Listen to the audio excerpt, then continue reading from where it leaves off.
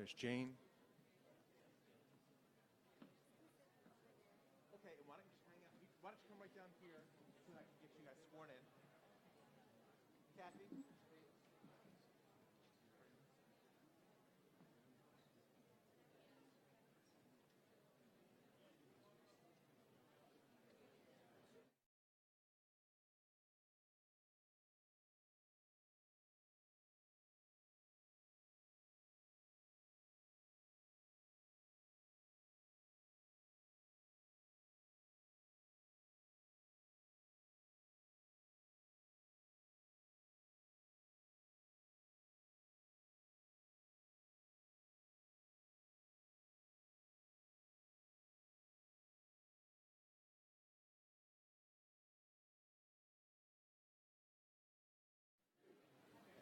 Just some basic rules.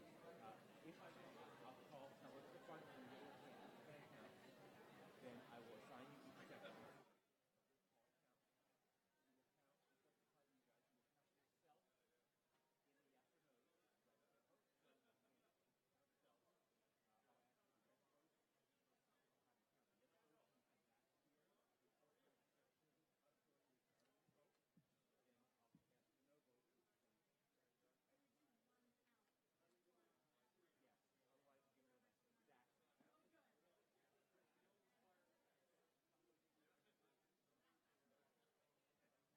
our National Honor Society here to serve.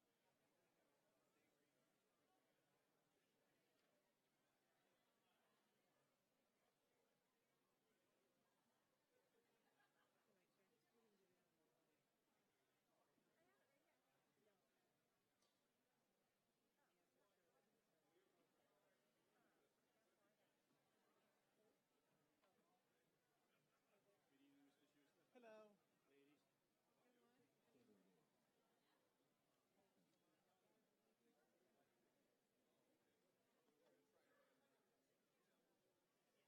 Everyone, please take your seat. We'll be starting shortly.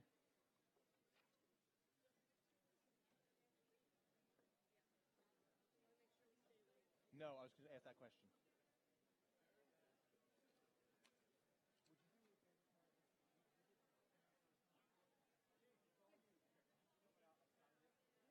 And then the ladies sit right back there. 1, 2, 3.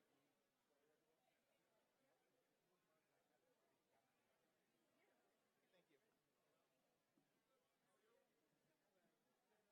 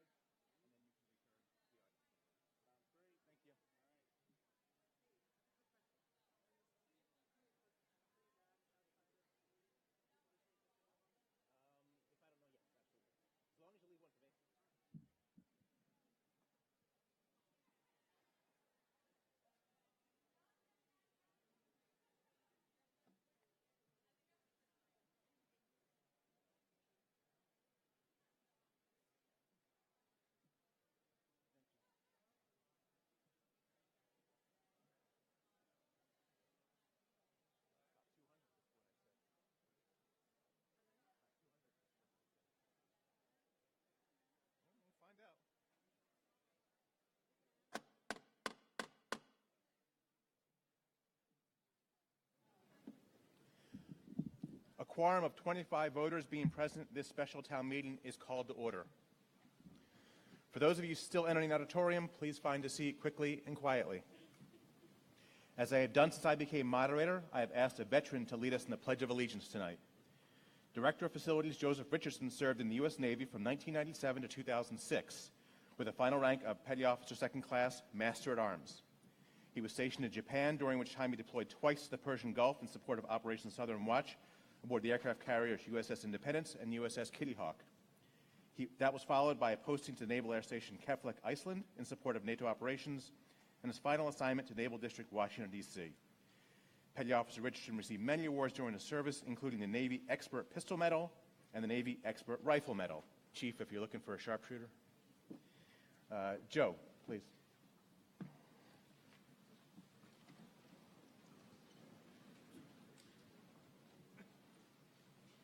I pledge allegiance to the flag of the United States of America and to the republic for which it stands, one nation, under God, indivisible, with liberty and justice for all. On behalf of Ashland, thank you for your service. Thank you.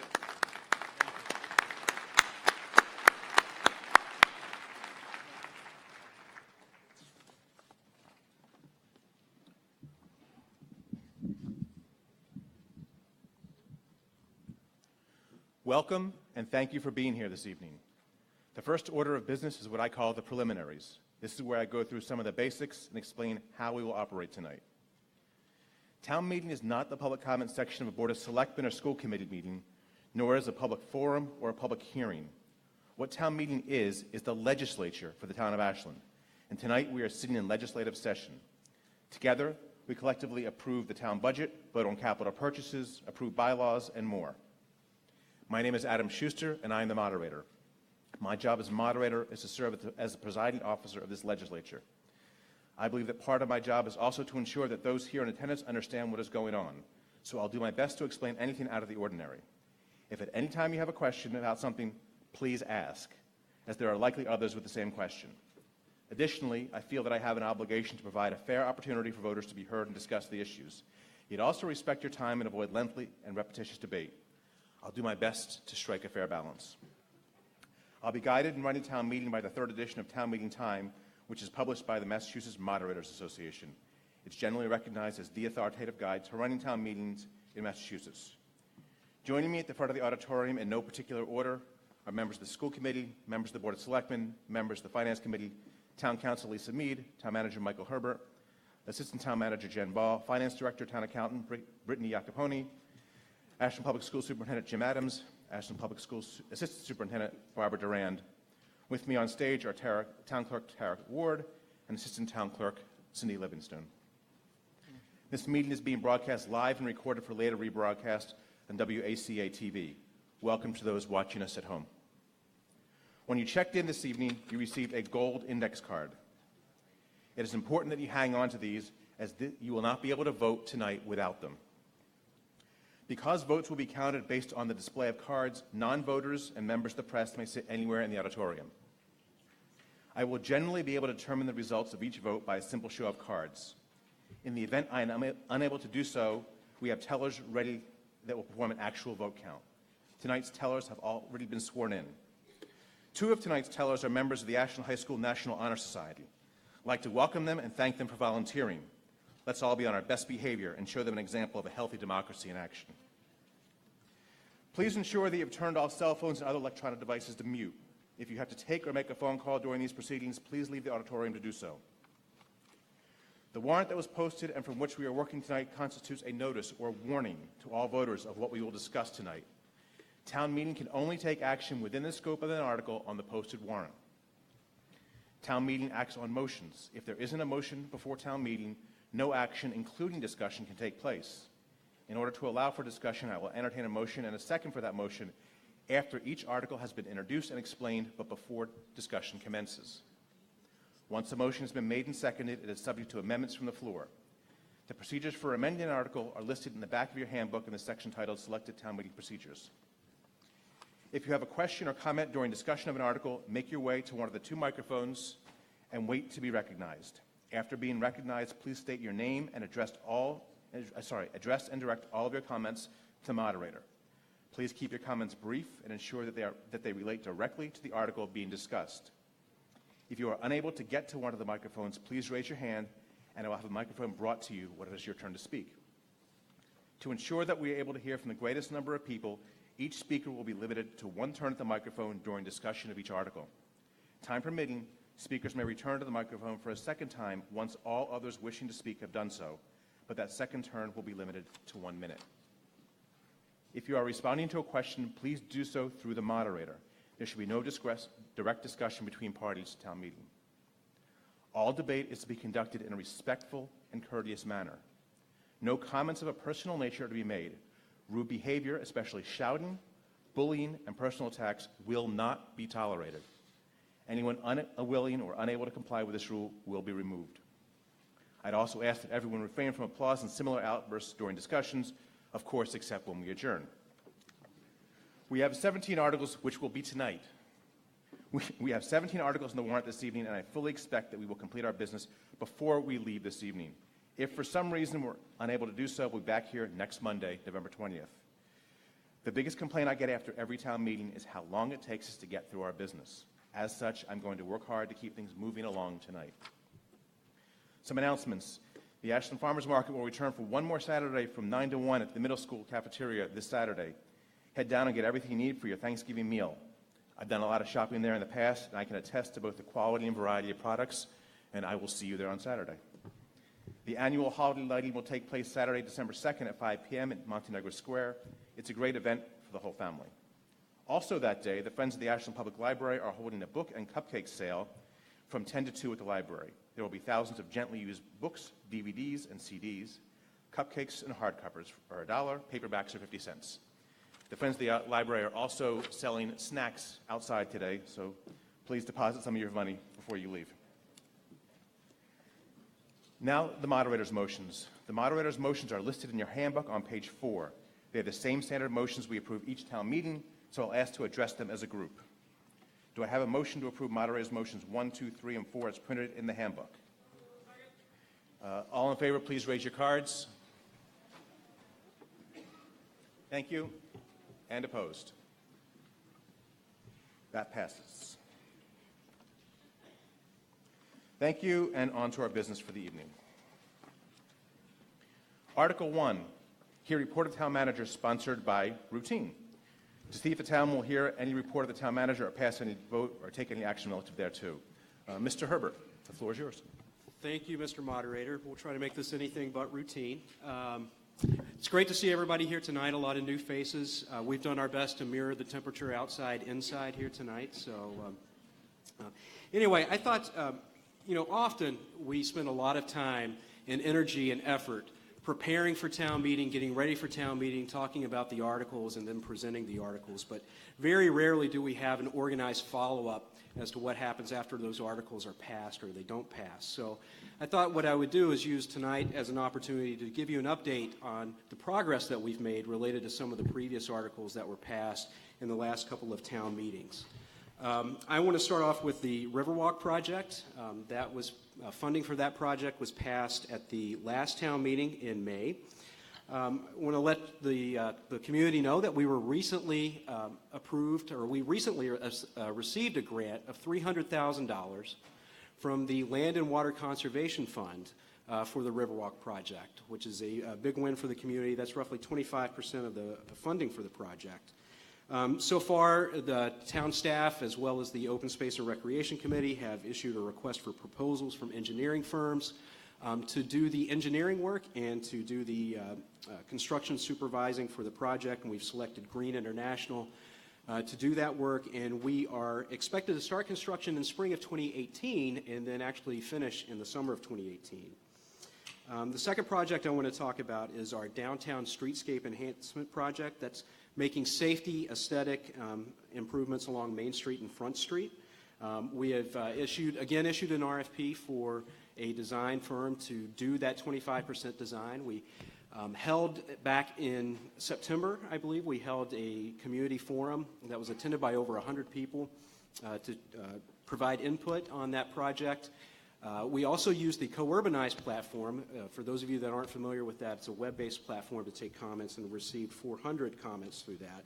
And so we actually anticipate having the second forum, community forum related to that, in February of 2018, with the final 25% design completed in the summer.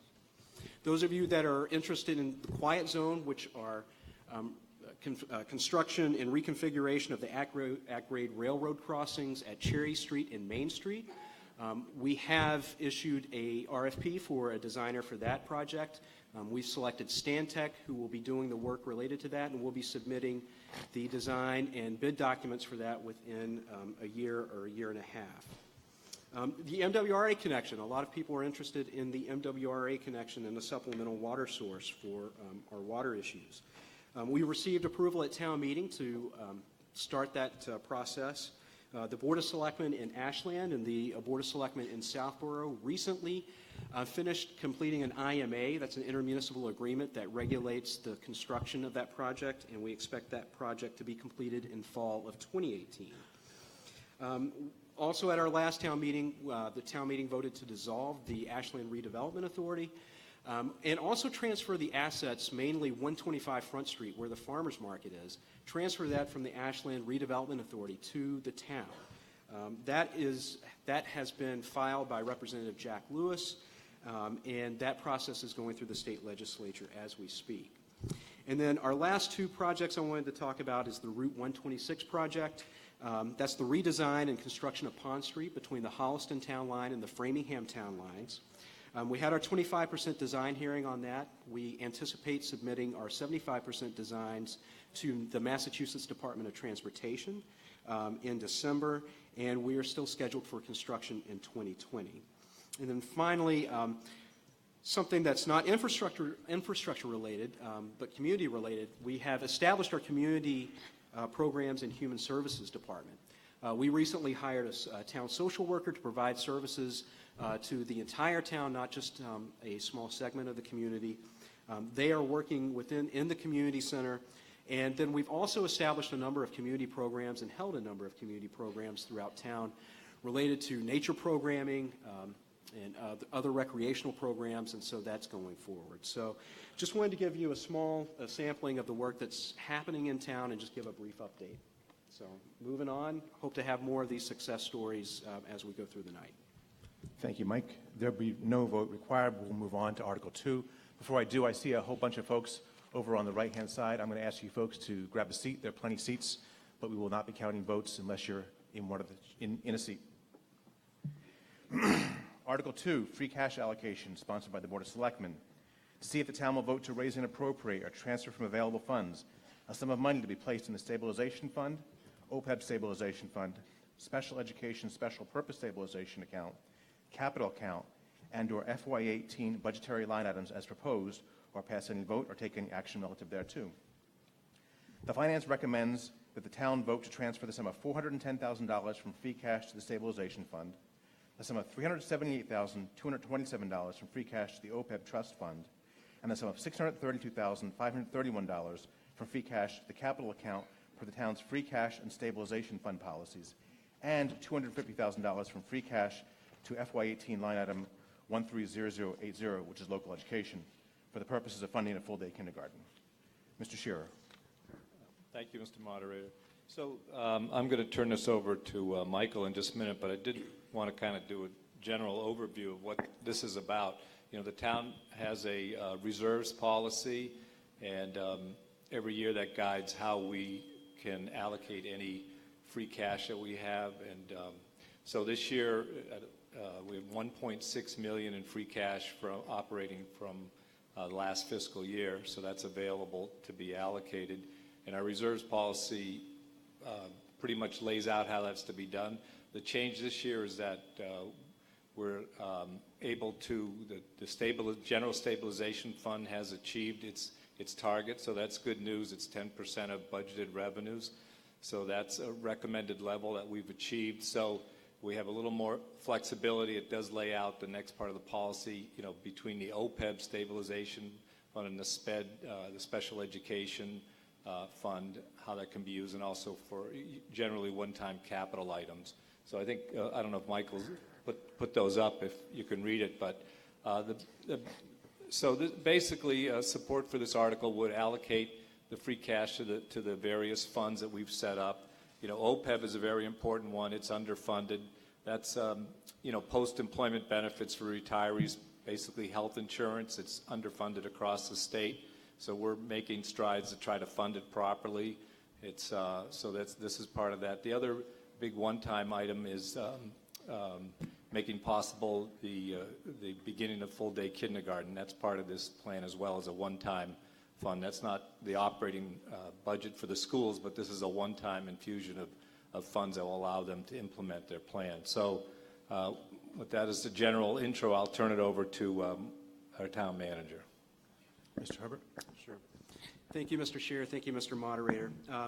As Mr. Scheer noted, this is an article that, even though it's one number that we're talking about, which is our free cash number of $1,670,758, we actually have a lot of moving parts within it. The first is that what we try to do through our financial policies is we try to identify and address our long-term obligations. The first one being establishing and funding at an appropriate level our rainy day stabilization fund. That's our general stabilization. The Board of Selectmen, the FinCom, and the school committee identified a target of 10% of general fund revenues. That would be approximately $5.6 million this year. So this year and any other year, the fact that we are able to achieve that 10% mark is in itself a great accomplishment. We were actually only at 4% 5 years ago. So we've made great strides based on our financial policies and adhering to them. So we're looking at transferring $410,000 from free cash to that general stabilization fund.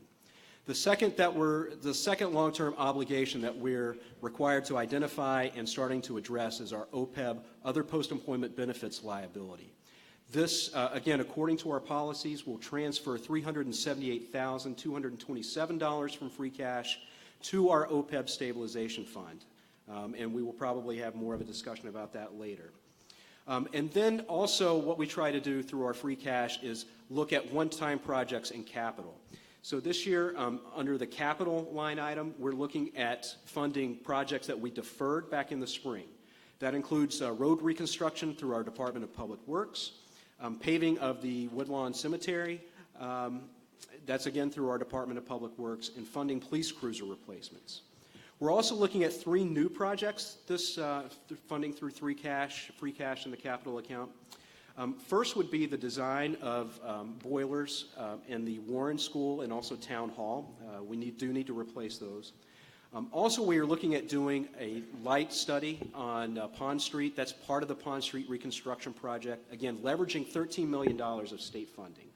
And then finally, last but not least, is funding the decommissioning of the buildings at Cadillac Paint and then the remediation of the remaining contaminated soil, of which there's a slight amount at the Cadillac Paint site.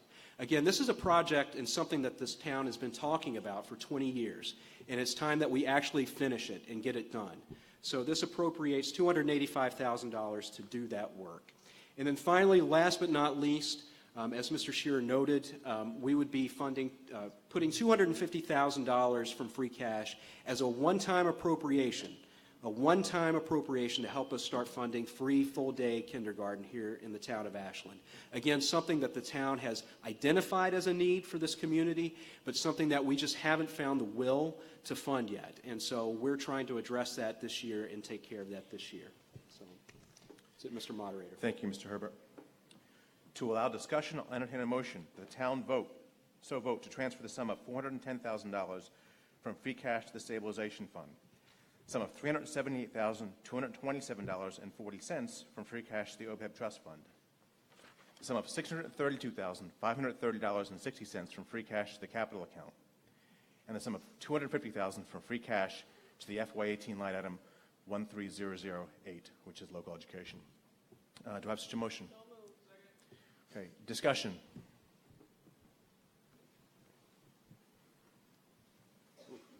It's high. Mr. Arbeitman. Joel Arbeitman, Woodridge Lane. I have a question on the first capital line item, DPW road reconstruction, if I'm reading it right. Can you tell me what the rest of the highway budget is for that? Like this is a special allocation? Okay, before you get that, I just want to be very, very clear that while I'll allow the question because it was presented, we are voting tonight on a lump sum appropriation to the capital account, not on the specific projects that would be contemplated to be funded for it. But I'll allow the question because Mr. Herbert put it up there. So this would be in addition to any Chapter 90 funding paving projects that we've done. We've done Chestnut Street earlier this year. We've also done Ponderosa Road. Doug, are there any other major projects that we've done, paving projects that we've done this year? Those are the two big ones. Okay, thank you. Okay. Thank you. Mr. Rush? Ken Rush, 11 Belknap Circle. With regard to the $250,000 for the kindergarten, what does this one-time payment do, and how does that tie into any plans for ongoing funding of full-day kindergarten? Mr. Adams?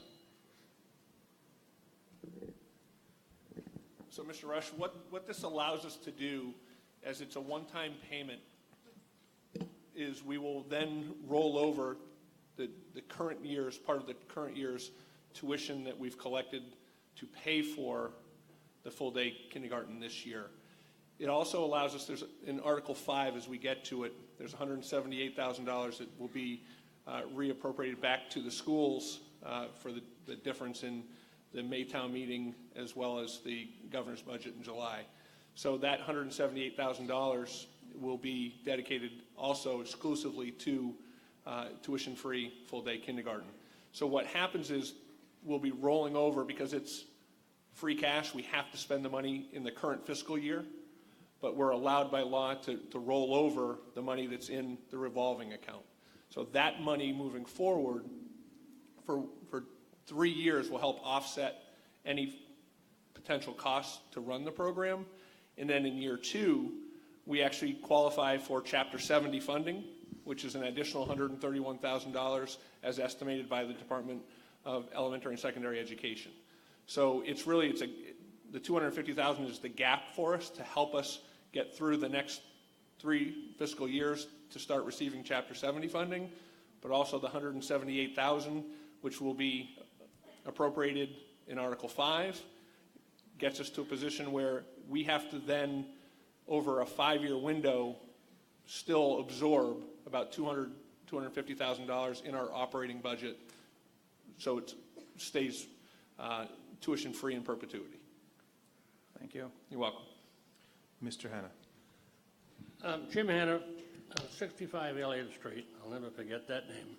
And I'm the OPEC boy. I've been chasing OPEC for, I don't know, as long as I've been here. And I'm very impressed, believe it or not, that the town is beginning to pay attention to this monster, if it ever becomes a monster. Our conditions right now are such that we are about, the expectation of this job when it's completely paid out is around $44 million, and it's changing every minute. Now, if we pay at the current rate, we will be short millions of dollars. The actuarial department decides that this particular project has got to be done in such a fashion that you have to accumulate your money as you go along because more people get into the system. Consequently, our bill is about $44 million, and we're here, I guess, on about 2. So we got $40-odd million of pickup between now and 1931. The reason why it's so close is we missed the first 8 years. We had an opportunity to join this club, and we didn't. So you got to anticipate that on the average, we should be running around $2 million a year just set aside for this account between now and 1931. Excuse me, 2031. But I suggest that we pay attention to it. These guys are working very diligently, but that's the goal we have to hit, and we have to hit it soon. We'll run out of everything before we get there. Thank you. Thank you, Mr. Hanna. Mr. Featherston? Thank you, Mr. Moderator. John Featherston, 98 Heritage Avenue. I just want to applaud the Finance Committee, the Board of Selectmen, and the School Committee. Being a former selectman, I never thought I'd see the day where we had this much money in free cash. So kudos to them, and I totally support paying the OPED and the full-day kindergarten. I think it's wonderful. But unfortunately, we're in the midst of our largest public health crisis in the history of anybody's lifetime in this room, and that being the opiate crisis. I have a substitute motion, if you would, Mr. Moderator. I'd like to accept that from the $400,000 that we appropriate $85,000 to hire a public health nurse to help stymie the opiate crisis and the mental health crisis. And if I could submit that motion, Mr. Moderator, I appreciate it. I'm not going. I will consider that motion. Not right now. Okay. I want to hear the rest of the discussion. Thank you. I want you to be clear about all the numbers, because I want to see which numbers you're affecting and which numbers you're not affecting. So if you could please write all those down and bring them up. I'll entertain that motion before we get to anything else. Thank you. Ms. Nardone? Hi, Julie Nardone, 86 Elliott Street. Can someone please tell me the total cost of this transferring to the free kindergarten? What's the number, the big number? The number considered is $250,000. No, the big number of the program. This is just a little dribble. What's it going to cost us to make the transfer? It's To make not what $250. transfer? We're going from tuition fee to free. The annual cost, sorry. The annual cost of full-day kindergarten? What is it going to cost us to go from the tuition fee-based to the free? So- 1.5 million, 1.7 Ms. Nardone? million? So I'm trying to clarify the question. You're looking to see how much more it will cost for free day kindergarten than it does for partial day kindergarten. Okay, right now. Is that the question you're asking? Yes, Okay. yes. Yeah. Mr. Adams? Sure. So currently, we collect about $540,000 in revenue from tuitions. So that's the net cost is closer to $480,000 that would be absorbed in the operating budget of the schools in order to have tuition-free kindergarten, full-day kindergarten. Okay, that's the first year, then the second year. That's That's forever. every year. That's the cost. Every year. Every year, it's Yeah. 540. Okay, the So- reserve policy allows a one-time expense. This is an ongoing expense, and I feel it's a violation of the policy. Well, the policy isn't up for a vote this evening. The appropriation is. Well, can someone from finance explain the difference between why it's a one-time expense? You're even getting more money in Article 5. We're already 2 times in one town meeting. I believe Mr. Adams already said that this is a one-time allocation to get them through the first few years. That's what he said earlier. Okay, but it says one-time expense. Okay. Mr. Morgan? Yeah, good evening, Steve Morgan. A couple quick questions. So could somebody clarify why on Article 3 we're moving? No. When we get to Article 3, you may ask your question on Article 3. So it appears to me that the $410,000 of the cash stabilization fund moved in Article 2 is $46,000 less than what's removed later in Article 3. So I'm just curious why we need to do this twice. Two different funds. Who wants to answer that? I'm still trying to understand the question. The two, I'll answer the question. You want to answer it, Ms. Greaves? So the 410 is going to our rainy day stabilization fund in Article 2. And the 456 that you're seeing in Article 3 is from the OPEB trust fund to the OPEB stabilization fund. They're 2 different accounts. I'm sorry, yeah, so opposite. But it's 2 different accounts that are being affected. And the 378, Mr. Moderator, which also indicates a free cash to OPEB trust. That's the same account, isn't it? It is. There's an allocation being made from free cash to the OPEB stabilization fund, to the OPEB trust fund, and then the next article, which we're not going to discuss right now, is just moving the money from a stabilization fund to the trust fund to close it out. Yeah, it looks like a difference of $56,000. Okay, thank you. Thank. Two different amounts, Yeah. not related. Thank you very much.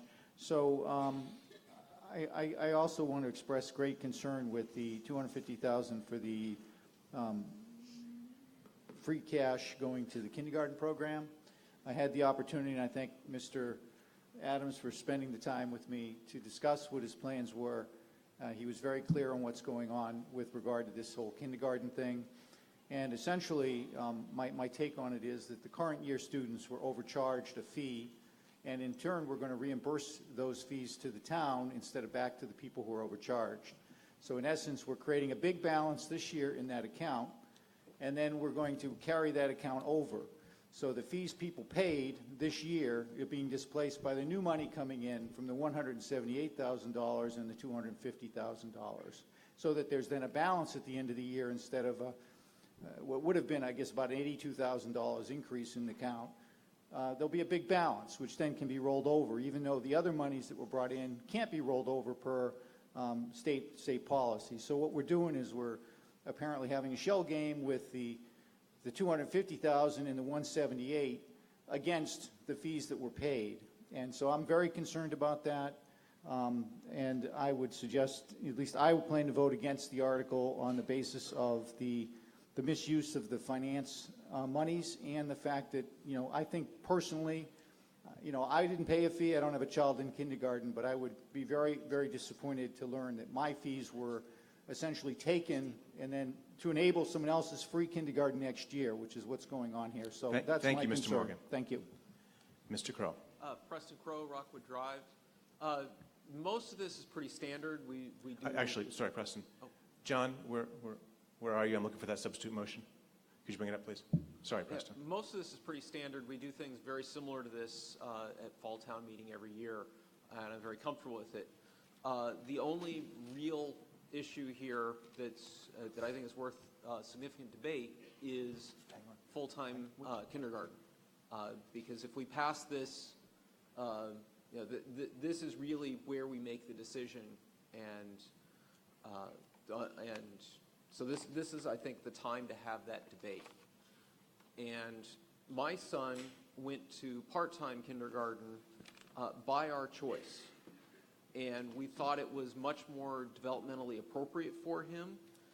Not all the kids at that age are really ready to sit in a classroom full day, and I think we're actually losing something for some of the kids if we take away that option. Now, and personally, I think if not for the need for childcare, we probably wouldn't even be talking about this tonight. Now, true, there are a lot of kids who do need the academics from full-day kindergarten, and it's good to have that option. And I don't have any objection to making the finances such that we don't have to charge tuition. And I also am pretty clear on the politics of this, that I'm pretty sure we're actually going to do this tonight. So my challenge would be to the school committee and the school administration that we don't look at this as, okay, we're just going to have 10 to 12 kindergarten classes that are all doing essentially the same curriculum that's what we're doing in full-day kindergarten now. We need to look at doing something creative like we've done with the neighborhood in Mendez School, where we still have more than one option for the parents. So the kids who need the more academic time, we can have that option, but the kids who really need more the social and play type orientation, who don't necessarily have the academic challenges, that we have something that's appropriate for them as well. So I would hope that we could have something like that going forward. Thank you, Mr. Crow. Ma'am? Good evening, Gabby Abrams, 32 Brogdon Road. I want to echo the thanks that were extended to school committee and to our district leadership team, to our town manager, Board of Selectmen, and FinCom for bringing forward this article. I'm thrilled to speak in favor of the allocation to support tuition-free full-day K. This is both fiscally prudent Folks, please let her speak. as well as educationally sound. This funding addresses an equity issue. And until the Chapter 70 state funding formula becomes less flawed, We're really in a position for towns to support this equity issue independently and individually, which really is a challenge. Schools are intended to be the great equalizer, and we need all children to have access to the highest quality education at all levels. This is for our youngest scholars, and my hope is that my fellow community members will vote in favor of this allocation to bring it to a reality and position our school committee and our district leaders to make tuition-free full-day K a reality for all of Ashland's students. Thank you. Thank you. Ma'am? Good evening. My name is Lisa Yurovich. I live at 117 Arrowhead Circle in Ashland. First of all, thank you very much both to the town and to the superintendent for thoughtfully, and the Finance Committee for thoughtfully considering this amendment. I wasn't planning on speaking, but I've been encouraged by several parents to come forward. There are many here who support this article and who support the very thoughtful consideration of the school board and the superintendent to include full-day kindergarten in Ashland. There's been many studies done. As many people know, Ashland, unfortunately, is slightly behind the times these days because we don't offer full-day tuition-free kindergarten in the town. Many towns in Massachusetts do, some still do not. But I came up purposefully to speak on a personal level for a few minutes and to give some voice to some of the parents who would be profoundly affected by this amendment, by this article, by Article 2 and by Article 5. My daughter, in fact, was ready for full-day school, unbeknownst to my husband and I, probably 2 years ago when she was 3. She's fully ready for full-day kindergarten, and while I appreciate the fact that some folks feel that their children are or are not ready, that's more of a parental choice issue, and the fact that the school, the town, the Finance Committee, the school board, and the superintendent are prepared to move forward with this and kind of catch us up to other towns really puts us in a position to put our children first, and that's what many of us are here today to support. My husband and I chose to move to this town because we had heard a lot of very positive things about the Ashland Public School System. We're excited to have our daughter. It took us many, many years to conceive our child and have our child. We're very proud to be Ashland residents and to be here and have our child go through the public school system. And this really would have a profound effect of many of the residents here and many of the children here. So thank you very much, and there are many here who support what you're trying to do. Thank you. Thank you. And after the two ladies at the microphone are finished, we're going to move to the substitute motion and consider the substitute motion. Over on the other side. Hi. Excuse me. Hi, my name is Catherine Gilman. I'm at 90 Central Street. This is actually my first town meeting. So welcome. Please come back again. Thank you. So I actually have a 3-year-old, and I've heard multiple different things, so I apologize. I don't know the whole history. But for this motion, for the $250,000 coming in and possibly getting transferred over, because Ashland keeps growing and growing and growing, is this going to be a lottery system, or is it going to be full-fledged for every single student for that? And I also have one other question. Mr. Adams? Sure. The intent is it's going to be open for all. It's free, tuition-free kindergarten for all. That's wonderful. Thank you. Thank you. And your other question? My second question is, are we also offering part-time kindergarten? If that is the case, thank you. Mr. Adams?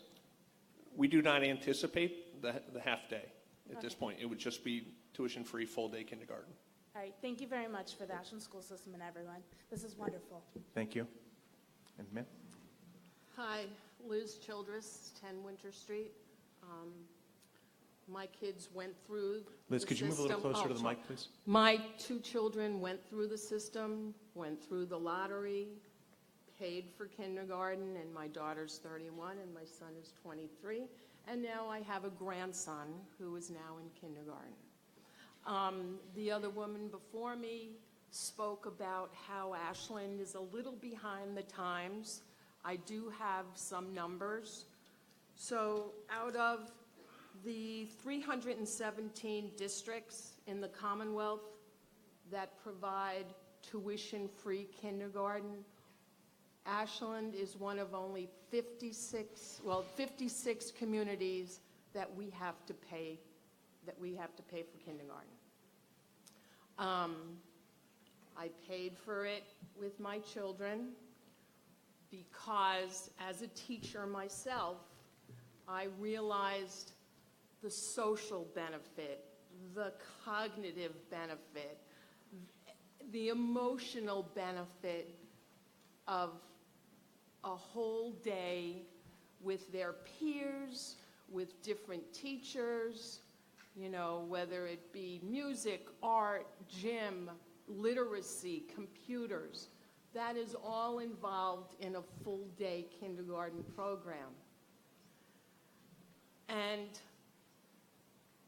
the piece that's most appealing to a person like myself, and I'm sure many, many families in Ashland, is the tuition, is the payment. Although there's a sliding scale, that not everyone can get financial assistance. So I totally, praise you guys for even starting this discussion about tuition-free kindergarten. Thanks. Thank you. Okay, and one quick administrative matter. I'm happy to announce that we've exceeded 400 people here this evening. I'd like to make that a recurring theme. We're not quite at the 425 that someone guessed we would be here, but we're close. As a result of that, we don't have enough warrant books because we try to be thrifty and only print what we need. There are more being made now and will be on their way. When they get here, I'll let folks know so that if you don't have one, you'll be able to go to the back table and get one. We have a substitute motion was made, and I know many of you folks are not regular attendees at town meeting, which we want to change. So let me explain how this works. Mr. Featherston has proposed to change the motion that's on the floor. That's called a substitute motion. What we will do is I will explain what that substitute is. It's been made. I will ask if there's a second. If there's a second, we will then have discussion solely on that substitute motion. Once discussion on that motion is over, we will vote on that substitute motion. If the substitute motion passes, then it becomes the actual motion, and we will go to vote on the actual motion, the new motion. If that substitute motion fails, then we will proceed to vote on the original unchanged motion. Everyone clear with that? Okay. So the substitute motion the motion right now moves $632,530.60 from free cash to the capital account. Mr. Featherston's motion would reduce that to $547,531 and the change, and 60 cents, and take that other $85,000 and use it to fund a public health nurse. Mr. Featherston, is that an appropriate representation of your motion wherever you are? Okay. Is there a second on that? Okay. Okay. That motion being made and seconded, we'll now proceed to a discussion only on those components of the substitute motion. Is there any discussion on that motion? I'm sorry. Did you have a question? I just wanted to address it when it's appropriate. Once we finish discussion, we'll come back to town management for that. Mr. Morgan? Yeah, good evening. So first I want to observe that that account was not in the Four Corners, and previously the moderator has ruled those type of motions out of order just last year.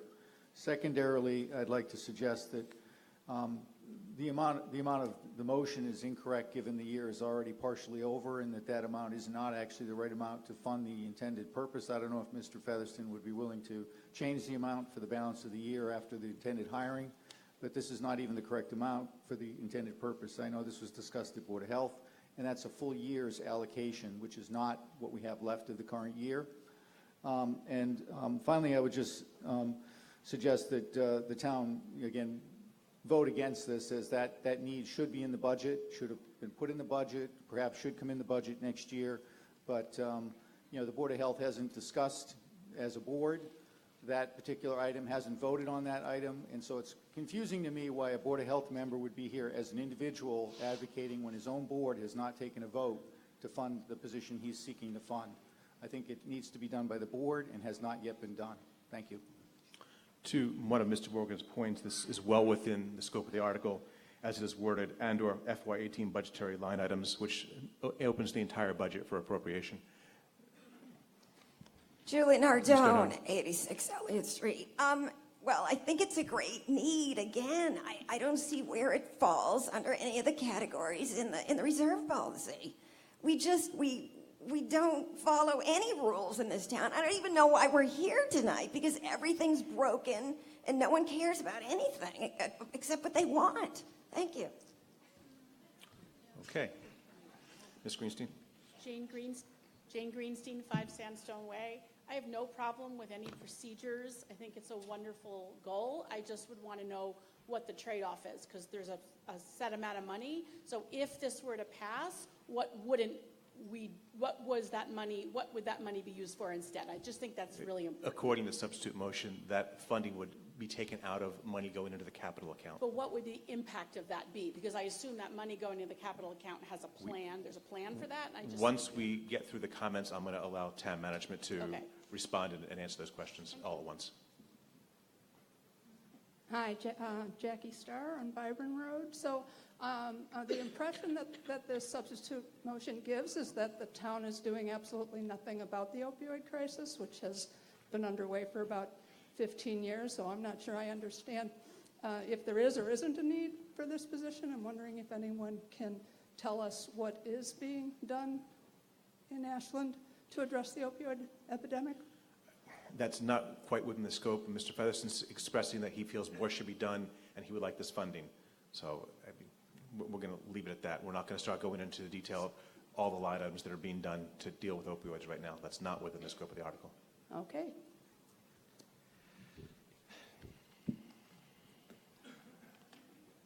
Mr. Featherston.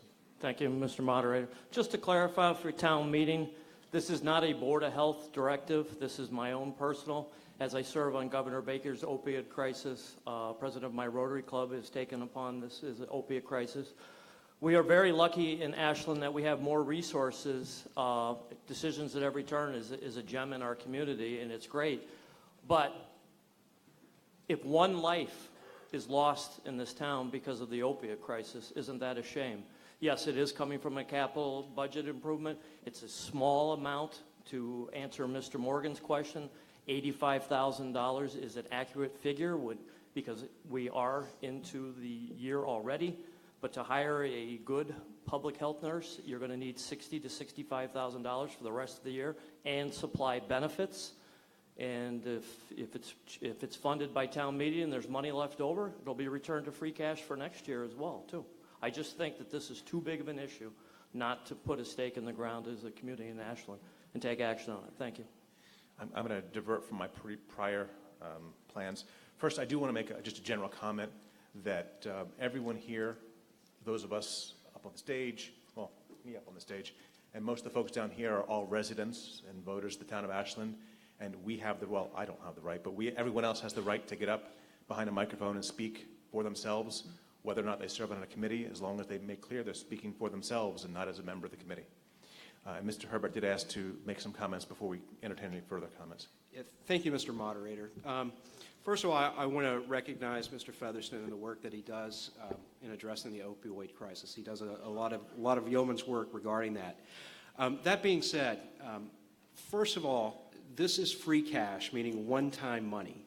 And a cardinal rule that you follow in municipal finance is that you don't use one-time funding sources like free cash for ongoing expenses that you would put into the operating budget, like a public health nurse. It's just you don't know if you're going to have that money the following year. So that's why the more appropriate place to put it is within your operating budget and have that discussion while you're discussing the operating budget. Let it go through the FinCom process. Let it go through the vetting process. Let it go through the vetting process at town meeting. The second thing I want to point out with regards to this is that we do have resources dedicated to the opioid crisis and looking at the opioid crisis comprehensively and holistically. You can't just address and attack one piece of this. You've got to look at it holistically. And so that's why we did hire a town social worker and a director of human services to look at this problem holistically and look at how we can address it. So I think Mr. Featherston and I are on the same page. We're just talking about it from several different points. And then finally, I want to mark this night down because Ms. Nardone and I are agreeing on something. Yay! So this is not within our. We're going to start financial taking policy. bets on when that may happen again. Okay. One of the reasons we're able to succeed, and one of the reasons we have been able to succeed financially in this community after a few years and get to this point, is that we have stayed disciplined in regards to our financial policies and following them appropriately. And that's how we've been able to do what we've been able to do. And again, I don't want to dismiss the need and the magnitude of the opioid crisis, but I just have to disagree that this is the way to address it. And I just wanted to put that point Thank you. out. We will, after these two comments, we'll proceed to a vote on the substitute motion. And I'm not sure who was next, so I'll go over here. Good evening, Judith Bargeles, 53 America Boulevard. I wanted to say thank you to Town Manager Michael Herbert. He had actually summarized a fair amount of the points that I wished to make. So I wanted to actually just confirm that there are many items, many things that we are actually involved in terms of the opioid crisis. We're involved in several different grant studies, which decisions at every turn, and I participate, and other members of this community already participate in. And also the personnel item, it really doesn't belong in this free cash. I'm not sure why that is. And the personnel that Mr. Herbert refers to is actually not under the Department of Health in the community, but under social services, if that's the right term. So it's just a different pie, basically addressing the same thing. But thank you. Thank you. Catherine Jerzyk, 11 Rodman Road. I just want to pretty much ask the residents to support what the town manager said, and that would be my opinion. I think that people are on the same page is important and have ways to address it, and that this isn't taken out of the free cash. Thank you. We will proceed now to a vote on the substitute motion. So what that means is when I call for a vote, if I ask for yes votes, that means you would be in favor of taking $85,000, moving it from capital to fund a public health nurse. If you are in favor of that, you want to vote yes. If you are not in favor of that, you will vote no. So all those in favor of the substitute, and this requires a simple majority, sorry. All those in favor of the substitute motion, please raise your cards. Thank you. And those opposed? The substitute motion fails. Having already had discussion on the main motion, we will proceed immediately to a vote on the main motion. This also will require a simple majority. All those in favor of the original motion, please raise your cards. Thank you. And those opposed? And that passes.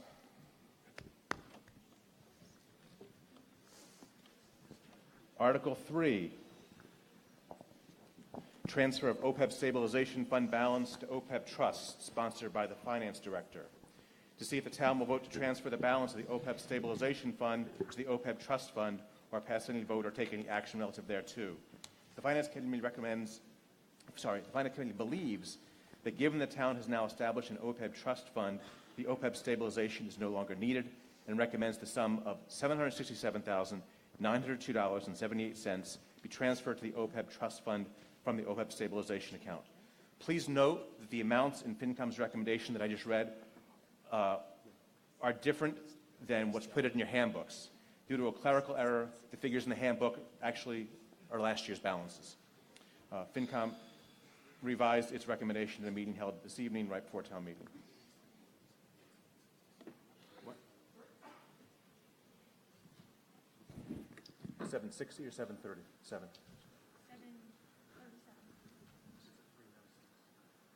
767 or 737? 30. You both. I can't see you without my glasses. I can't hear you without my glasses. You both said 737. Okay. You know, my parents used to say that, and I used to laugh. Now I'm doing the same thing. So my apologies. That error is mine. So it's 737,000, not 67. So the first mistake was because we used last year's numbers. That mistake was just all on me. Mr. Mitchell. Thank you, Mr. Moderator, and good evening, everyone, and thank you for participating tonight. And thank you, Mr. Hanna, for those kind words earlier about a very exciting topic. Just a little background before I defer to our Finance Director. At our May 7th, 2014 annual town meeting, Ashland adopted the provisions of Mass General Law 32B20 in order to establish an OPEB trust fund. This is one of the town's strategies for managing and funding our OPEB liability. As Mr. Hanna mentioned, it's encroaching on $45 million currently.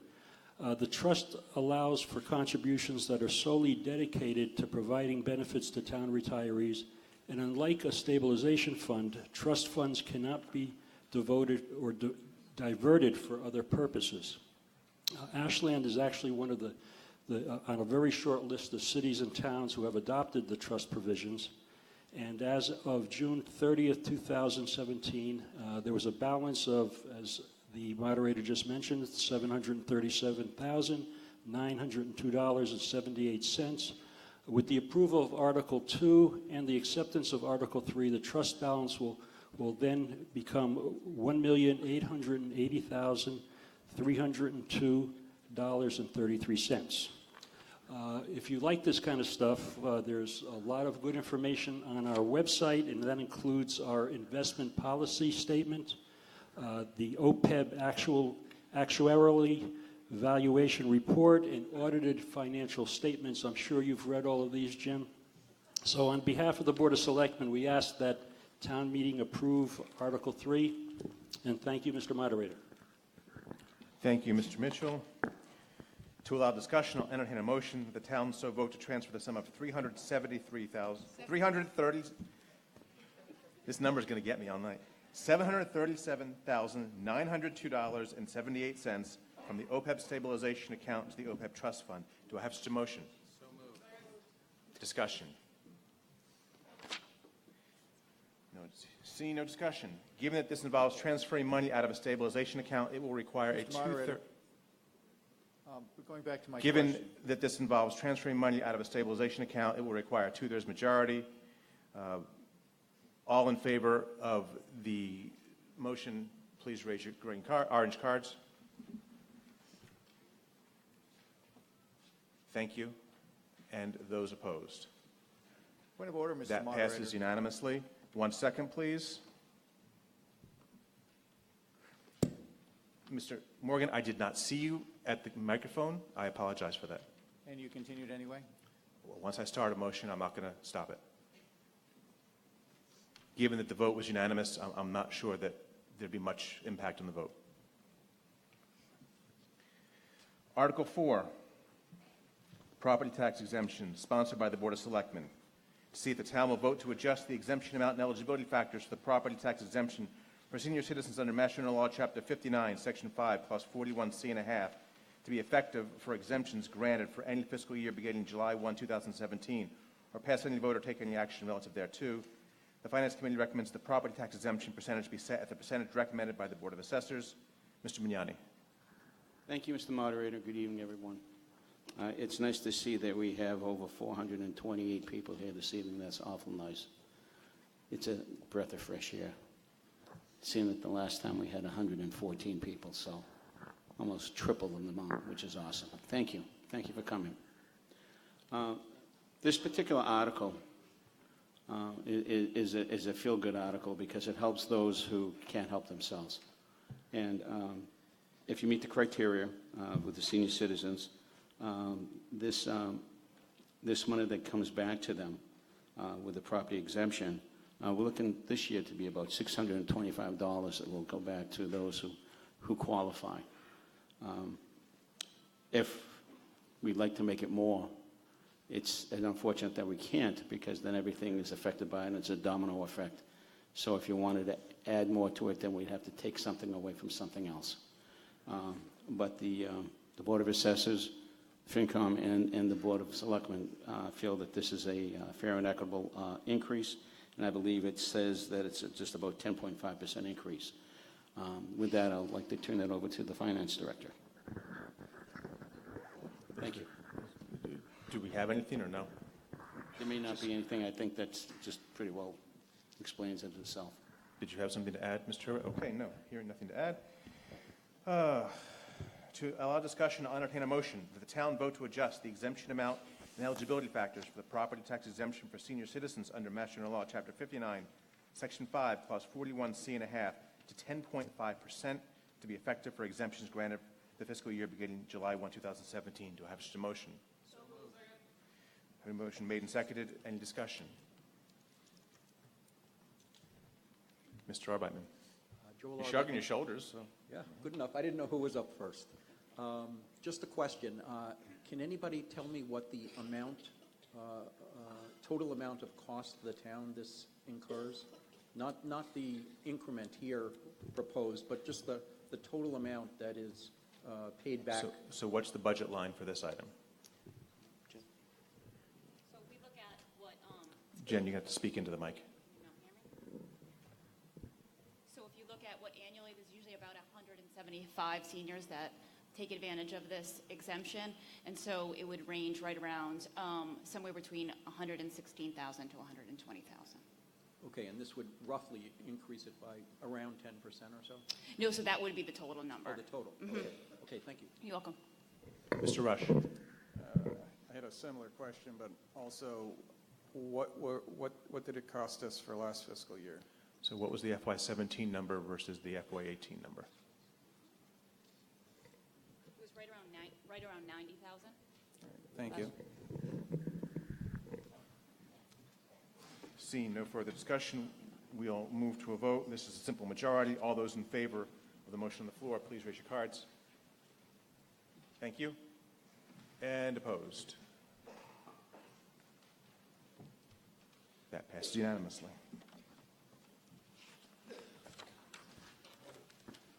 Article 5, adjust fiscal year 2018 appropriations, sponsored by the Board of Selectmen.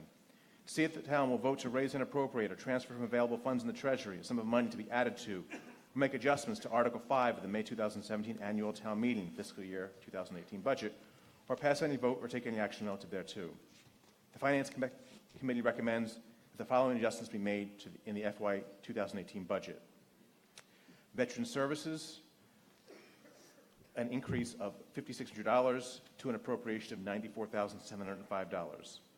Local Education, an increase of $178,014.20 for an adjusted appropriation of $29,256,514.20. Inspections, an increase of $50,691.80 for an adjusted appropriation of $241,214.80. Legal, an increase of $20,000 for an adjusted appropriation of $230,000. Fields, an increase of $13,000 for an adjusted appropriation of $111,320. Ms. Greaves? So we set our budget in May, and we know that there's the possibility of either an increase or decrease when we get our state aid after the state has passed its budget. We are fortunate this year in that we have seen an increase in our state aid numbers. So it is now our responsibility as town government to look at that number and appropriate it to the line items that are before you. The line items were based on looking at what the budgets were and where we saw a need. And Mr. Herbert's going to go into the details of what the needs were. Mr. Herbert? Thank you, Mr. Moderator. Thank you, Ms. Greaves. Just as Ms. Greaves noted, this year we have seen an increase in our state aid. We've also seen a decrease in the money that the state takes from us each year. That's called an assessment.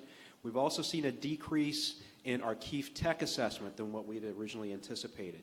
So that leaves us with approximately, that means we have $254,306 that we split amongst the general fund departments, and according to our policies that we've established, and I've referenced those several times tonight, the school department would receive 70% of those funds, and the municipal departments would receive 30% of those.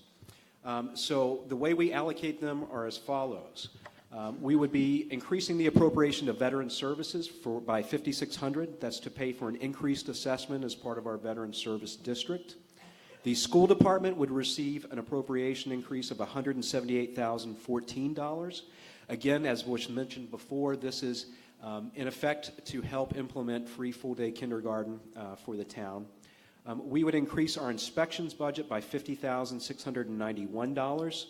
We generally increase the inspections budget, but it happens usually at the end of the fiscal year, which would be in May. This year, we're actually getting ahead of it and funding it mid-year. And then we actually would have an increase in the legal department budget by $20,000. That is to pay specifically for the costs incurred by the town appealing the town fighting the appeal of the developer at the 133 West Union Street project, the Valentine Estate project, in housing appeals at the Housing Appeals Committee. So that would handle the general fund side of the appropriations. We also have a Fields Enterprise Fund. Again, enterprise funds are separate from the general fund. They have their own revenue stream dedicated to the service that they provide. We'd be looking at increasing that Fields budget by $13,000, and that's to help repair and maintain the irrigation system in the middle school and high school fields. Thank you, Mr. Herbert. To allow discussion, I'll entertain a motion that the town vote to raise and appropriate $276,306 and make the following adjustments in the line items in the FY 2018 budget as is indicated in the table on page 7 of your handbook. Do I have such a motion? Second. Discussion. Mr. Crow. Preston Crow, Rockwood Drive. I was just wondering if I could have a little more clarification on the fields. You said that was an enterprise fund, but are we transferring general funds into that, or where's that money coming from if it's not from there? That would still be coming from the enterprise. Oh, sorry, Herbert. Mr. Moderator. Oops. No, that would be coming from the enterprise fund. What was the answer? I'm sorry, I didn't hear you. It's coming from the enterprise fund. Any further discussion? This would require a simple majority. All those in favor of the motion made and seconded, please raise your cards. Thank you very much. And those opposed, please raise your cards. That passes unanimously. Article 6. Approve purchase of property, Oregon Road, Parcel 1, sponsored by the Board of Selectmen. To see if the town will vote to authorize the Board of Selectmen to purchase, acquire, or take by eminent domain, and to raise and appropriate, either by appropriation, borrowing, or otherwise, a sum of money to fund said purchase or taking, along with all associated legal and engineering costs necessary, of approximately 30.59 acres located off of Oregon Road. The acquisition of said land having been determined to be necessary for the health and welfare of the inhabitants of Ashland and to be used for open space purposes under the care, custody, and control of the Board of Selectmen, or pass any vote or take any action relative thereto. The Finance Committee recommends that the Board of Selectmen be authorized to purchase or acquire the property consisting of approximately 30.59 acres and to pay for said acquisition along with all associated legal and engineering costs required to effectuate said purchase. The town raise and appropriate $825,213.60, and that to meet said appropriation, authorize the town treasurer with the approval of the Board of Selectmen to borrow said sum under Mass General Law Chapter 44 or any other enabling authority. Mr. Hackinson. Thank you, Mr. Moderator. This Article 6 and Article 7 really go together. There will be separate votes, but one narrative. Several years ago, it became a priority for the Board of Selectmen, at the request of many of its residents, to do a better job planning. And in order to do a better job planning, oftentimes one needs to have control of land. And that's for several uses. It can be for affordable housing. It can be for open space. It can be for public safety building. It could be for school. But unless you have control over this land, it's hard to properly plan for it. The other thing that we have had a lot of feedback on in the strategic planning meetings and in our town survey are complaints about congestion in a number of ways. Congestions in the streets, congestions in neighborhoods, congestion sometimes in schools, and concern over the protection of our resources, namely the town forest, Warren Woods, state parks, and areas like that. So over the past several years, the board has been instrumental in protecting Warren Woods in being part of the negotiation to protect the Warren Center, which was purchased by Framingham State University. We purchased the Girl Scout camp down near the reservoir. We negotiated close to 20 acres of land at 466 Chestnut Street at no cost to the town. And this evening, we're looking at the purchase of approximately 35 acres that you can see here. The area in green is the area that we're looking at. There are two pieces of property that are adjacent to each other there. They jut kind of right into the middle of the town forest. And if you've been to the town forest, you may think that this is part of the town forest. It's not part of the town forest. It's 35 acres of predominantly upland, which is very developable. It could probably accommodate 35 to 40 houses if single-family houses were put there, and possibly something else if that were their choice. So we reached out to the property owners, and we have negotiated a price for both of the pieces of property that would then become part of the Ashland Town Forest in perpetuity. And I think that's all I have. Michael, do you have anything to add to that? No, I just would like to reiterate. Sorry, Mr. Herbert? Moderator. You know, we've worked hard to put ourselves in a financial position where we can do things like this, better plan, and better protect open space and these things that make Ashland, Ashland. So, again, I would hope that the community supports the article. I would just like to add, Mr. Moderator, that we don't approach these purchases willy-nilly. We have identified several pieces of property around town that we think are high-priority properties.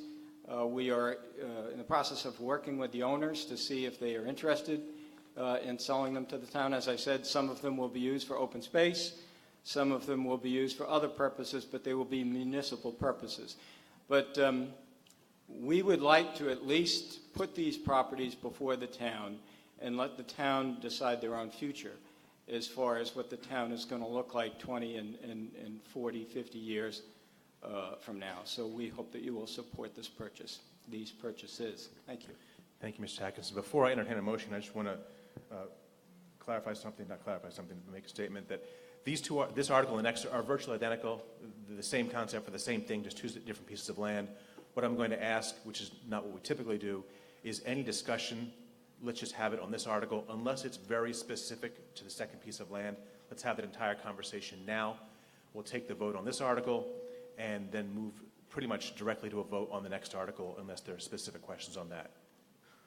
To allow discussion, I'll entertain a motion that the Board of Selectmen be authorized to purchase, acquire, or take by eminent domain the property consisting of approximately 30.59 acres plus or minus located at map 3, lot 144, and is more fully described in a deed recorded in the Middlesex South Registry Deeds book 13873, page 254, located off of Oregon Road, as more fully set forth on the sketch plan dated October 18, 2017, entitled Article 6, Oregon Road, Parcel 1, on file in the town clerk's office to be under the care, custody, and control of the Board of Selectmen, to be used for open space purposes and become a part of the town forest. That clause is not in your handbooks. That is part of the motion. It's becoming part of the town forest.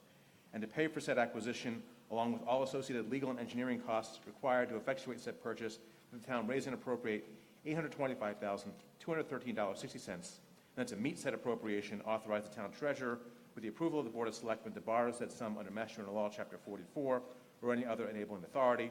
And further, the Board of Selectmen be permitted to enter into any and all agreements necessary to effectuate the purpose of this article. Do I have such a motion? Second. Thank you. Discussion.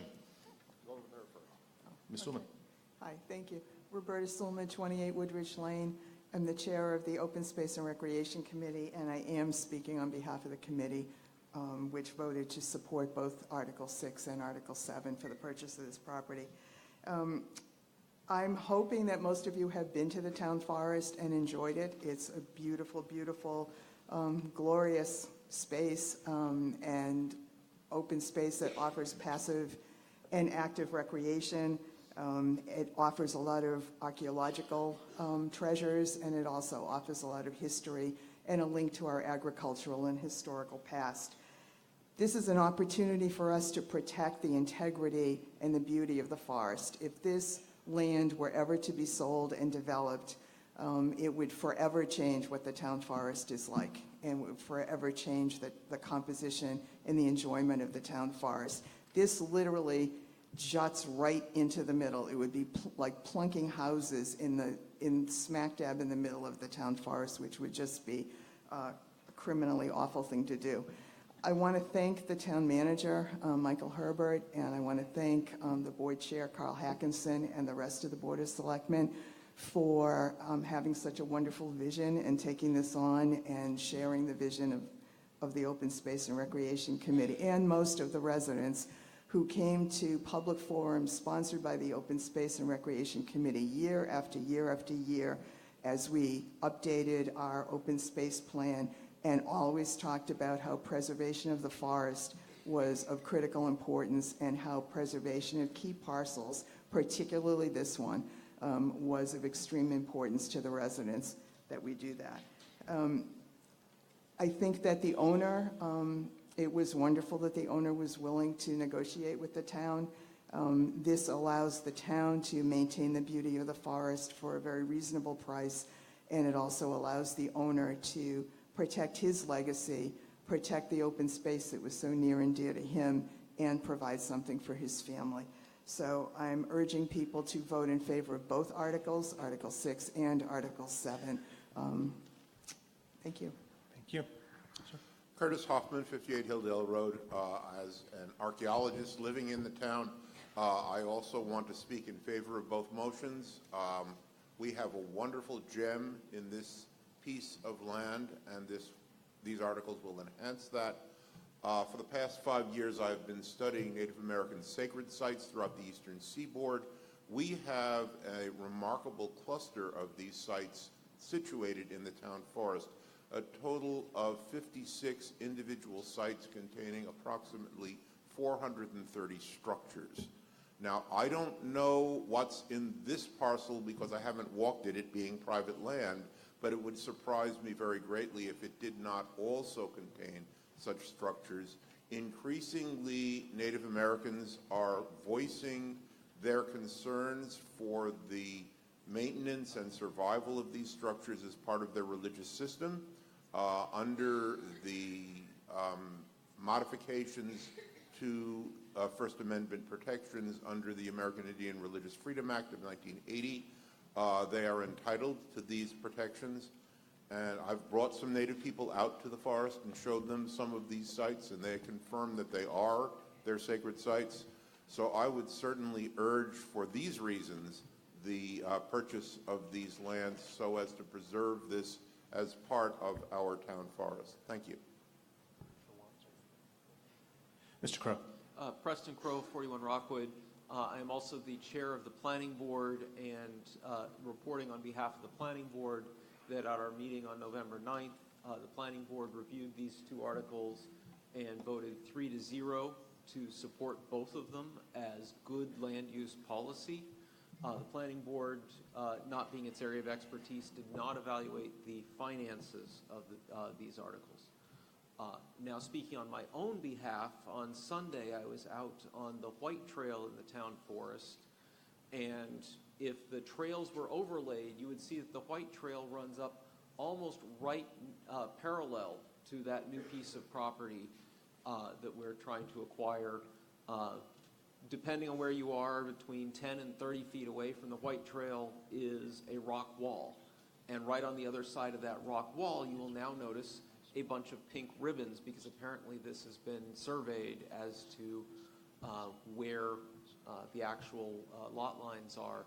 And so you can see, if you imagine houses there, you would be looking right into their backyards over a huge long stretch of the White Trail. So this is not just a portion of the town forest that just happens to be part of the town forest. It's part of the town forest where our biggest trail is running right alongside it. So this is, would be wonderful for the town.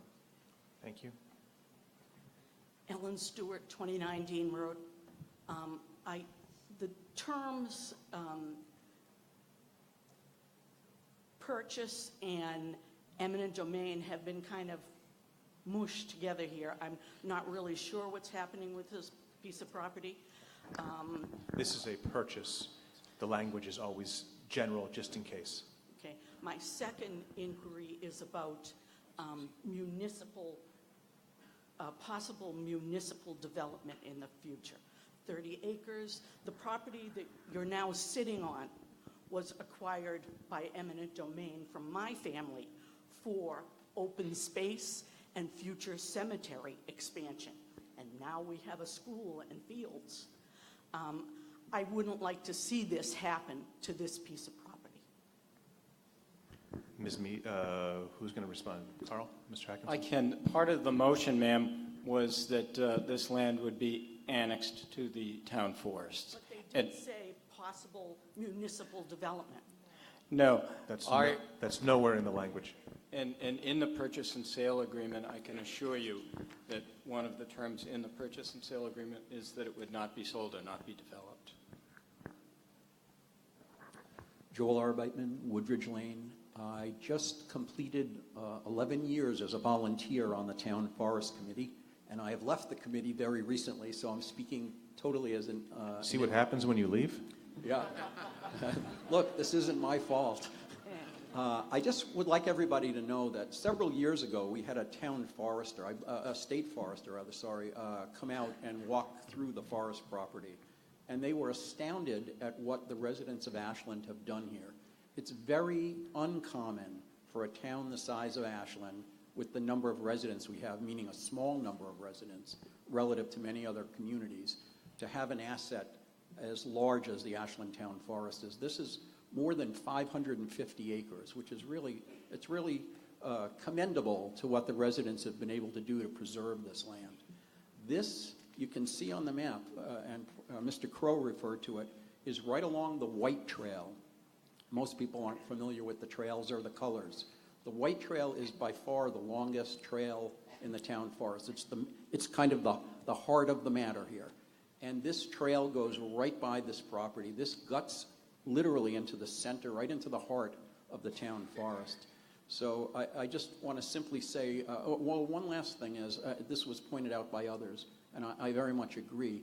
When we build residences, because this isn't should we spend the money or shouldn't we, it's a question of what would happen if we didn't.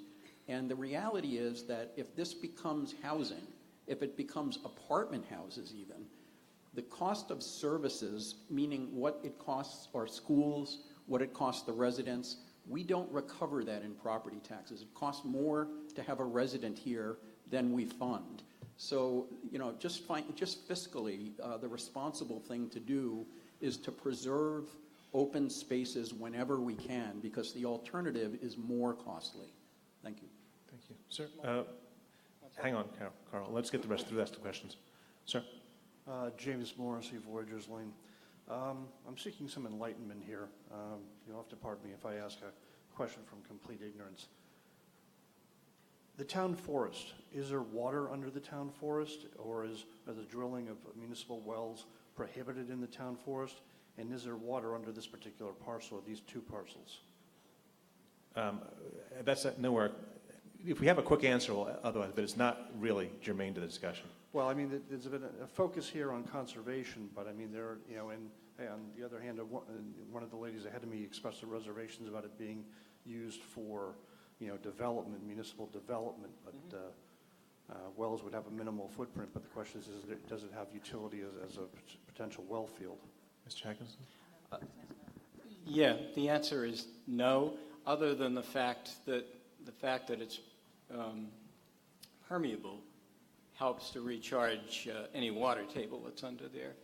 And just very quickly, Mr. Moderator, now I know where you're going with the municipal purpose thing. That was part of my narrative in general, not specific to this property, that somewhere along the line other properties may be used for municipal purposes, but not this particular one. Ma'am? Hi, Carol Bartley, 3 Hunting Hill Lane. I live near the town forest. We have 4 houses on Hunting Hill Lane, a private forest behind us, not this piece of property. But at the other end of those 4 houses, it abuts the town forest. I want to speak for the animals. They don't know where the property of the town forest ends. So on a regular basis, they are down behind our houses. I'm talking about herds of deer, 13, 14, 15 at a time. They're all over the neighborhood, Hunting Hill, Fox Hill, Kings Row. I know they're in other places in Ashland too, but we see them weekly. They're there. I can't imagine what it would mean for them to lose the use of that property, because you know they're using it now. We also recently saw the most beautiful hawk you've ever seen in your life, about 2.5 feet tall, majestic, beautiful, the color of a golden retriever. Now that the leaves are off the trees, I look around just our property, never mind in the forest, and there are 4 huge nests up in the trees, at least a foot wide.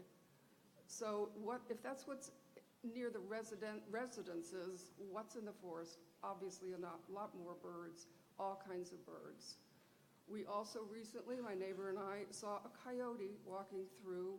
Not so happy about that, but it speaks to the point of the land that they need. They use that land. They need more than even they have now. And lastly, we have turkeys. Oh boy, do we have turkeys. And They haven't realized what next week is? no, they don't. We have large groups of them. I've watched them do their little mating ritual, and that poor male turkey just got rejected totally. It was really funny to watch. Last year, what they do is like 2 females stay together and have their chicks. Last year they had 2 of them, had 7, and they're really cute to watch these little things walk around. And they're all over our yards. They don't stay in the town forest. That's probably where they go at night, but during the day they're all over. This year we had 17 babies to watch. The turkeys are ugly in their own way, and yet when the sun hits their feathers, they're absolutely gorgeous. And I had one funny incident with one of them. I was out getting water out of my rain barrel, and I hear gobble, gobble, gobble, which you never hear. They don't make any noise. And I looked up, and this turkey is standing by my bird bath, which is only about 15 feet off the back of our house. And they drink out of the bird bath, the big ones. And then he gobbled again at me, and I said, oh, it must be dry. And so I filled it up, and he walked away about 10 feet while I filled it up. And then I walked away, and he came back and had his drink and went on his way. And I'm like, that's a pretty smart turkey.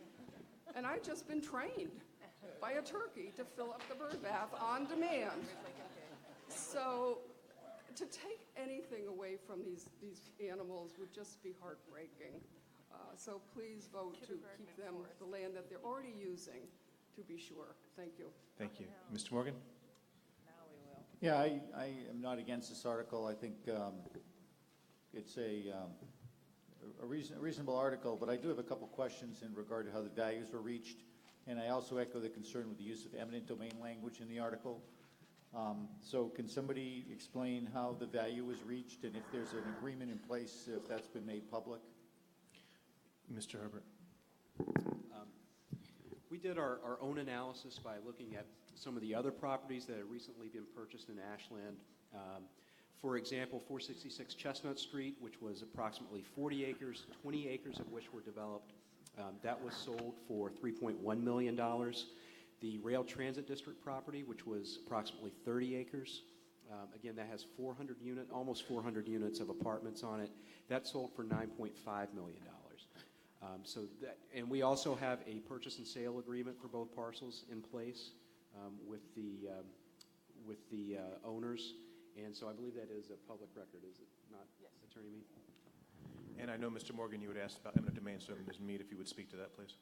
So when the town, the Board of Selectmen are asked to have the power to purchase property, we always throw in the power to take by eminent domain, even if it would be a friendly taking, because if there is an issue regarding the title to the property or encroachments, you want to do the taking so you clear the title. So when we finish the title search and we determine the survey, when that's done, Mr. Crow said he saw the survey stakes out there when that's done. The Board of Selectmen at that time will decide whether or not to do the friendly taking or actually just a regular purchase and sale. So we keep that power in order to preserve the rights of the town. All right, thank you very much. And just a quick redirect. So is there an appraisal of this property that's on record, or are you just referring to other things that have been looked at. I'm just wondering if there's an appraisal done and if it's been made public. Mr. Herbert? The Board of Selectmen did not do an appraisal of this property, no. So they just negotiated without an appraisal? I find that very extraordinary. You asked and answered. And thank you. Can we move on, please? Ms. Rooney? Kathy Rooney, 136 Fountain Street. I'm the current chair of the Town Forest Committee, and this piece of property has been in our sights for years, ever since I've been on the committee. And we're thrilled that the Briasco family and the town have reached successful negotiations because, in part, what our recent stewardship plan shows, this intact forest is the most valuable habitat, and we have endangered species and species of concern in there, and we still haven't had a chance to go out there and really identify them all. But having that property as housing would scare a bunch of those creatures away and create other additional deer and wildlife issues even for homes and coyotes. So we're thrilled at it, and I'm thrilled to take the potential of more housing in town off of the tax burden that us taxpayers pay. So thank you very much. Mr. Hoffman, I'm going to ask you Very to brief. step back because you sure. have spoken, so there's someone else waiting to speak. Then I'll let you come up Good as the evening. last comment. Jim Van Dyke, 67 Prospect Street. My question is really more about the economics. I've heard it, well, number one, so you have the initial acquisition cost, but then there's also a cost related to that piece of property is removed from the tax rolls in perpetuity, and so there are no longer any property taxes coming in on that. So I'm just wondering if that's something that's been considered in kind of what the actual cost is.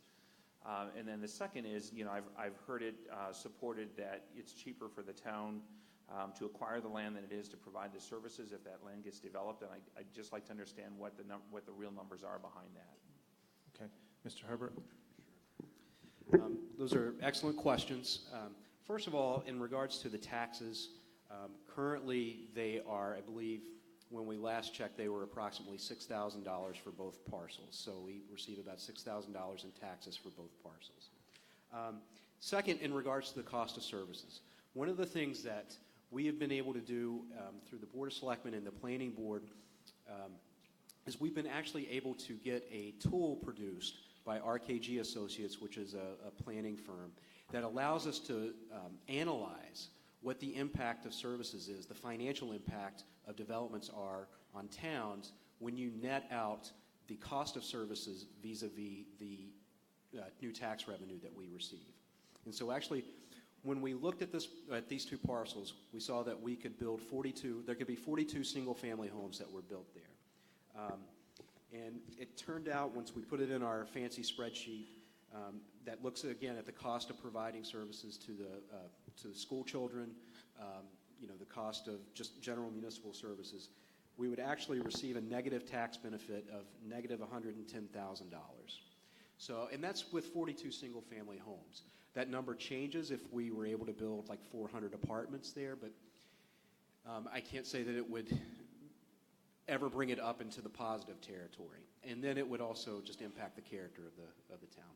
So is that $110,000 per year, or is Per that- year, correct. Okay. All right. Thank you. Thank you. Mr. Hanna and then Mr. Rush, you'll have the last original comment. Mr. Hoffman, you can follow it up. I didn't intend to stand it on this issue, but you nestled my memory a little bit. And I remember back in the late 90s when the town of Ashland, on their own, went eminent domain purchasing on the Oak Street apartment houses and also the school, the new high school, the Cadre project. And we, I suspect we went through our own estimate of what we should offer. And we lost that both times, and it cost us about $3.5 million to buy it back. So when the young gentleman suspected that maybe it'd be a good idea if we go through and cover it, and council has indicated we're going to cover it from both sides, don't deny doing that, because otherwise we may get the same conflict. Thank you. Mr. Rush? Thank you, Mr. Moderator. I'm having a little trouble placing that parcel on the map. Does this include the soccer fields across from the Oregon Club? No, I've been waiting to use this. Oregon Road is not on here, Mr. Rush. if it were, it would be right about there. And the soccer fields are right about here. Okay? I'm glad to give you an opportunity to play with your toys. Yeah. Mr. Hackinson, was that what you wanted to add? Very briefly, I wanted Hang on to one second, Mr. Hoffman. Mr. correct. Hang on a second. No, very quickly. To Roberta's point that it would be his legacy, it will be their legacy, not his legacy. And to Kathy's point, it's the Niccolo family, not the Briasco family. And Mr. Hoffman. Yes, I just wanted to correct the statement that I made earlier that I had not walked this part of the property. Thank you, Mr. Crow, for illuminating me on its location. I have been there. It's chock-a-block with stone structures. It is absolutely, in my opinion, a Native American sacred site and should be preserved. Thank you. Thank you. Okay, we have a motion that's been made and seconded. Given this involves an appropriation for the acquisition of land, it will require a 2/3 majority. We will start with a hand count. All those in favor, please raise your cards. Thank you. And opposed? That passes, but not unanimously. I declare 2/3 on that. Article 7, approve purchase of property, Oregon Road, Parcel 2, sponsored by the Board of Selectmen. See if the town will vote. The town will vote to authorize the Board of Selectmen to purchase, acquire, or take by eminent domain, and to raise and appropriate, either by appropriation, borrowing, or otherwise, a sum of money to fund said purchase or taking, along with the associated legal and engineering costs necessary, of approximately 3.699 acres located off Oregon Road. The acquisition of said land having been determined to be necessary for the health and welfare of the inhabitants of Ashland, and to be used for open space purposes under the care, custody, and control of the Board of Selectmen, or pass any vote or take any action relative thereto. The Finance Committee recommends that the Board of Selectmen be authorized to purchase or acquire the property consisting of approximately 3.699 acres located off Oregon Road, and to pay for said acquisition, along with all associated legal and engineering costs required to effectuate said purchase. The town raise and appropriate $99,786.40, and that to meet said appropriation, authorize the town treasurer, with the approval of the Board of Selectmen, to borrow said sum under Mass General Law, Chapter 44, or any other enabling authority.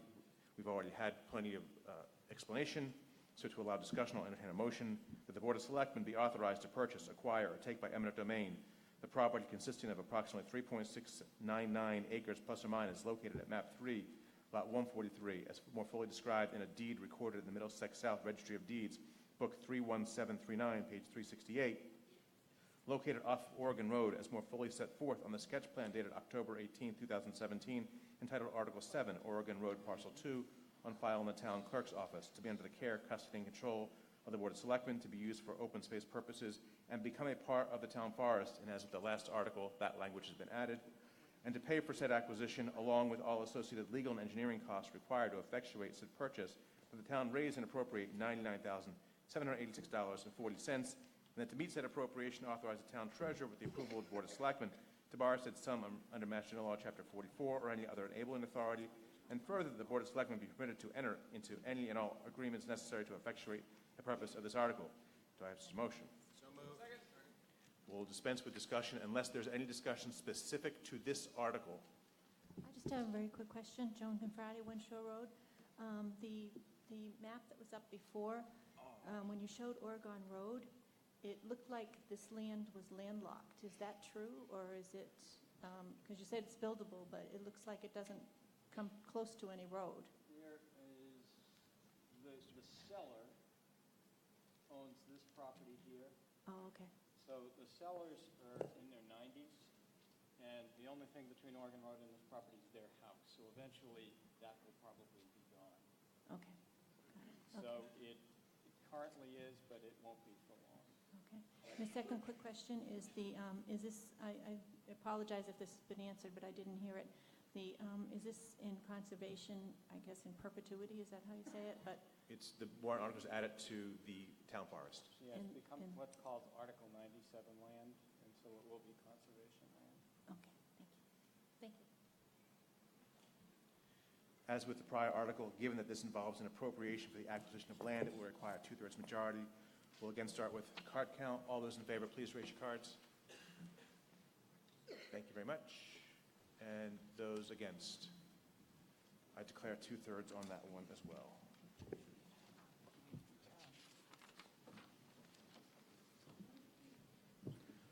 Article 8, approve acquisition of property 409 to 415 Elliott Street, Cadillac Paint, sponsored by the Board of Selectmen. See if the town will vote to authorize the Board of Selectmen to purchase, acquire, or take by eminent domain, and to raise and appropriate either by appropriation, borrowing, or otherwise a sum of money to fund said purchase or taking, along with all associated legal and engineering costs necessary for approximately 2.90 acres, commonly known as Cadillac Paint property. The acquisition of said land having been determined to be necessary for the health and welfare of the inhabitants of Ashland, and to be used for park or playground purposes under the care, custody, and control of the Board of Selectmen, or pass any vote or take any action relative thereto. The Finance Committee recommends the town authorize the Board of Selectmen to purchase, acquire, or take by eminent domain approximately 2.90 acres, commonly known as Cadillac Paint property, provided the lien held by the Massachusetts Department of Environmental Protection is waived. Mr. Hackinson. Thank you, Mr. Moderator. Mr. Herbert spoke to this earlier. We appropriated the money to do this earlier. This is the final step in finally remedying the Cadillac Paint site. We have to gain control over the property in order to do this final remediation, and that's what this article speaks to. Do you have anything further, Michael? Mr. Herbert. So one thing I do want to make clear is that this property would be taken by eminent domain. There is no appropriation associated with it, but part of the reasons why we haven't been able to do anything with this property is because it's been held up by several different liens. And the first set of liens is held by mortgage holders. And so by taking the property through eminent domain, it actually clears, is that the best way of phrasing that, Attorney Mead? Clears those liens associated with the property. There's also another lien that's associated with the property. That is through the Department of Environmental Protection. Over the years, they've actually had to have several cleanup responses to the property, and when they do that, they actually put a lien on the property. That lien amount grew to $330,000. That lien would not be waived by taking it through eminent domain. But however, we have been able to negotiate with DEP that they would release that lien contingent upon us appropriating the money that we did in Article 2. So that lien will be released as well.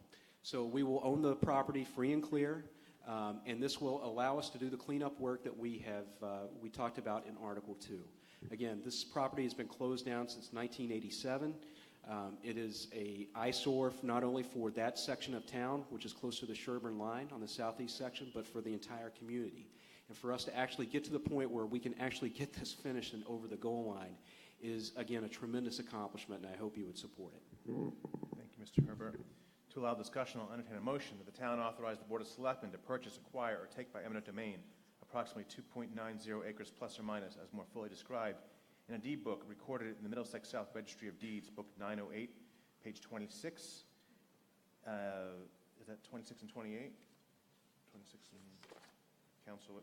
It says 26 and 26. You're not reading the motion. No, read the motion. I'm reading the motion. Page 26 in certificates. Okay, I have it's repeated. 26 is repeated in the motion. Page 26 certificates 155575 and 155576 noted as parcel B1 and B2 on a plan number 16860 and located on Town of Ashland, Assessor's Map 26, Block 163, and as more fully set forth on the sketch plan dated October 18, 2017, entitled Article 8 Cadillac Paint, on file in Town Clerk's Office. The acquisition of said land having been determined to be necessary for the health and welfare of the inhabitants of Ashland and to be used for park and playground purposes under the care, custody, and control of the Board of Selectmen. Do I have such a motion? So moved. Discussion. Sir. Ken Shelton, Treasure Way. I'm concerned about the cost that would fall upon the town to override the lien by the EPA. And is there any idea of what is that going to cost us? Mr. Herbert just made clear that the lien by the Mass DEP would be released if we approve the funding that we did in Article 2. I understand. That means that we'll be responsible. No, it means the lien will be released. That's what he said. Well, the lien is the amount of money that the EPA is holding over it? Or am I missing something? Mead. In other words, there is still the potential for environmental problems. Ms. Mead. So the town already appropriated in Article 2 funds to do the cleanup, and DEP has determined they would release the lien so long as the town did the cleanup on the property. And do we know what the cost of the cleanup is? That's my question. Yes, the cost of the cleanup in total is about $400,000, and you've already appropriated in the last 2 town meetings funds in that regard to do all of the MCP Phase 1, 2, 3, and 4, and you've just appropriated the balance of those funds tonight in Article 2. And since we're currently finding there may be other problems with the other EPA site, the Nyanza site, which may or may not end up costing the town. What happens if it's more than $400,000? Where is that going to fall, or is that suddenly becomes a piece of land that we can't use?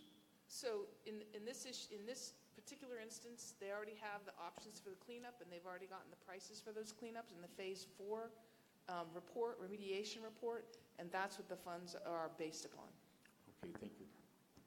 Mr. Sony. Yes, good evening, Mark Sony. First time up tonight, probably won't be many more times. I would like to thank a couple of people. First of all, Ed Hart, 25 years of getting this through to this point. Second is through staff and Board of Health to keep the data information going and get into points of saying what is and what there is to be done. Overall, it's been a long time. Should be done. Cross that goal line, and that we all can be happy to discover that there is land that can be used. But again, to Ed Hart, thank you. Mr. Morgan. Yeah, so in regard to this article, I attended several meetings where this was discussed. I guess I'm concerned with a couple things about the article. One thing that concerns me is I understood there was a cleanup cost and a lien cost, not one or the other. And so I just, as clarification, is there one cost or 2 costs here? Because as I understand it, the town will own all cleanup costs, even if not known, once the property is acquired. Is that not correct? Ms. Mead. You're incorrect. Okay. Next. So I'm also concerned about this stated purpose for the use of the land. In the meeting I attended, it was discussed that there really wasn't a purpose and that one would be made up. And so I'm wondering if there's actually an intent to put a park or a playground on a contaminated site that's being cleaned up. And if so, I'd be quite concerned that the town intended, even after it's cleaned up, necessarily to put a playground for children on a known contaminated site. So I'm a little concerned about that particular language. So once it's remediated, it's not contaminated, but DEP is requiring this land to be used for park or playground purposes solely. Otherwise, they wouldn't release the lien. So I guess I'm concerned with that. I would vote against it on that basis. I don't want to see this as a playground. Mr. Featherston. This is a wonderful moment in the history of the town of Ashland. Mr. DeSoni stole a little bit of my thunder. I want to thank Attorney Mead. She's worked on this for years. And I would like to ask town meeting to applaud, because not all superheroes wear capes, but Ed Hart and Mark Oram have just been wonderful on this issue, and town meeting owes them.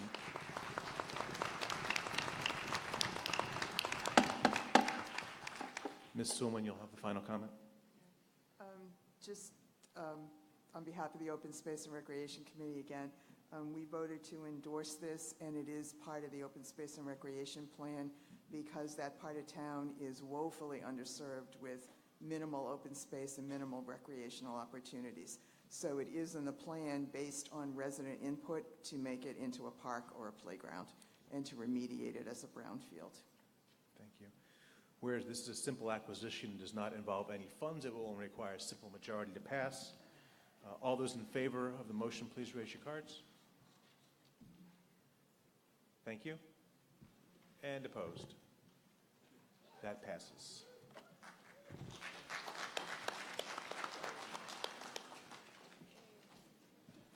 Article 9, Community Preservation Town Forest Committee, sponsored by the Community Preservation Committee.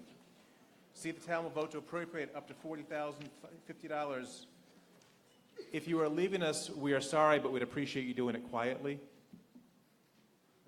See if the town will vote to appropriate up to $40,050 in the Community Preservation Recreation Funds to allow the Ashland Town Forest Committee to complete a series of projects in the Ashland Town Forest, and that to meet this appropriation, the sum of up to $40,050 be transferred from the Community Preservation Fund General Undesignated Reserve Account balance with the following stipulations. The Town Forest Committee shall obtain all required town board and town department permits and approvals prior to the disbursement of any funds. The Town Forest Committee shall enter into a grant agreement with the Community Preservation Committee prior to disbursement of any funds, and ongoing funding for maintenance of the town forest shall not be provided by the CPA and must be sought elsewhere. All unexpended funds as of June 30th, 2021 being returned to their funding sources or pass any vote or take any action relative thereon. The Finance Committee recommends the town vote to appropriate $26,956 to fund Article 9. Please note that FinCom's recommendation is different than what is printed in your handbooks due to the removal by the Community Preservation Committee of the all-terrain utility vehicle that was listed in the warrant. FinCom revised its recommendation at a meeting this evening held right before town meeting. Ms. Rosenblum. Good evening. It's great to see so many people attending town meeting. I hope you return frequently. I'm Beth Rosenblum. I'm the current chair of the Community Preservation Committee. And as the moderator has just stated, despite our best intentions, after we originally filed the warrant article, we were further educated that one of the items was potentially questionable for funding by the Community Preservation Act. So we voted last Tuesday to offer a substitute motion at town meeting, removing the utility vehicle that was originally in the warrant article as printed in the town meeting warrant. So what remains, and as you heard previously, the town forest is really a gem of the town of Ashland. There's over 6 miles of existing trails. Several years ago, the town purchased the Clark property off Oak Street, and now we've just purchased 2 additional properties where trails will soon be located. The Town Forest Committee approached the Community Preservation Committee for recreation funds to complete a series of projects in the town forest, a series of improvements, which will include establishing new trail access from the town-owned Oak Street property, installation of bridges, kiosks, and signage, accessibility improvements through bridge constructions and expanded parking options, creation of user-friendly maps, kiosks and signage, and purchase of construction supplies and a shed to hold those construction supplies. So I urge you to vote in support of this article. The chair of the Town Forest Committee is present if there are any specifics on some of the expenditures. Thank you. Thank you, Beth. To allow discussion, I'll entertain a motion that the town appropriate up to $26,956 of Community Preservation Act recreation funds to allow the Ashland Town Forest Committee to complete a series of projects in the Ashland Town Forest. Improvements will include establishing trail access from the town-owned Oak Street Clark property, installation of bridges, kiosks, and signage, creation of a 5-car parking area off Oregon Road, purchase of trail supplies, and construction of a utility shed, and that to meet this appropriation, the sum of up to $26,956 be transferred from the Community Preservation Fund General Undesignated Reserve Account balance with the following stipulations. The Town Forest Committee shall obtain all required town board and town department permits and approvals prior to disbursement of any funds. The Town Forest Committee shall enter into a grant agreement with the Community Preservation Committee prior to disbursement of any funds, and ongoing funding for the maintenance of the town forest shall not be provided by the CPA and must be sought elsewhere. All unexpended funds as of June 30th, 2021 being returned to their funding sources. Do I have such a motion? So moved. Discussion. Mr. Hoffman. Yes, well, I just wanted to mention for the past 3 years I have been conducting tours of the archaeological sites in the town forest, and having the 5-car parking lot at the head of the White Trail on Oregon Road will enable us for the first time to bring people through that way in a fairly good-sized group. So I'm arguing in favor of the motion. Thank you, Mr. Hoffman. Mr. Morgan? Yeah, so I attended several CPC meetings in regard to this article when it was originally brought forward as a open space article, which was improper and was changed. And then the other items were removed that were improper. And then finally, even after the committee overruled my opinion that the maintenance vehicle was improper, I understand council straightened them out, so I appreciate that. I would suggest that the shed, which is there for maintenance purposes, still falls into an unapprovable expense for CPC under a recreational item. And so I understand that this is a small article relative to others, but I would suggest that in its current form that folks vote against this article and expect the town to take care of the town forest, not to use special purpose funding, and especially special purpose funding that clearly is for a maintenance shed. We've taken the vehicle out, but now we still have a shed that the vehicle was going to go into. So, we should, follow the correct procedures. I'm disappointed it took multiple iterations to get here to town meeting, and it still has things in it that are questionable.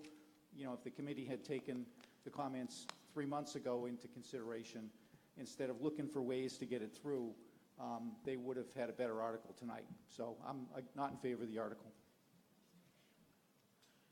Seeing no further discussion, we'll move to a vote. This requires a simple majority. All those in favor of the motion on Article 9, please raise your cards. Thank you. And opposed? That passes, but not unanimously.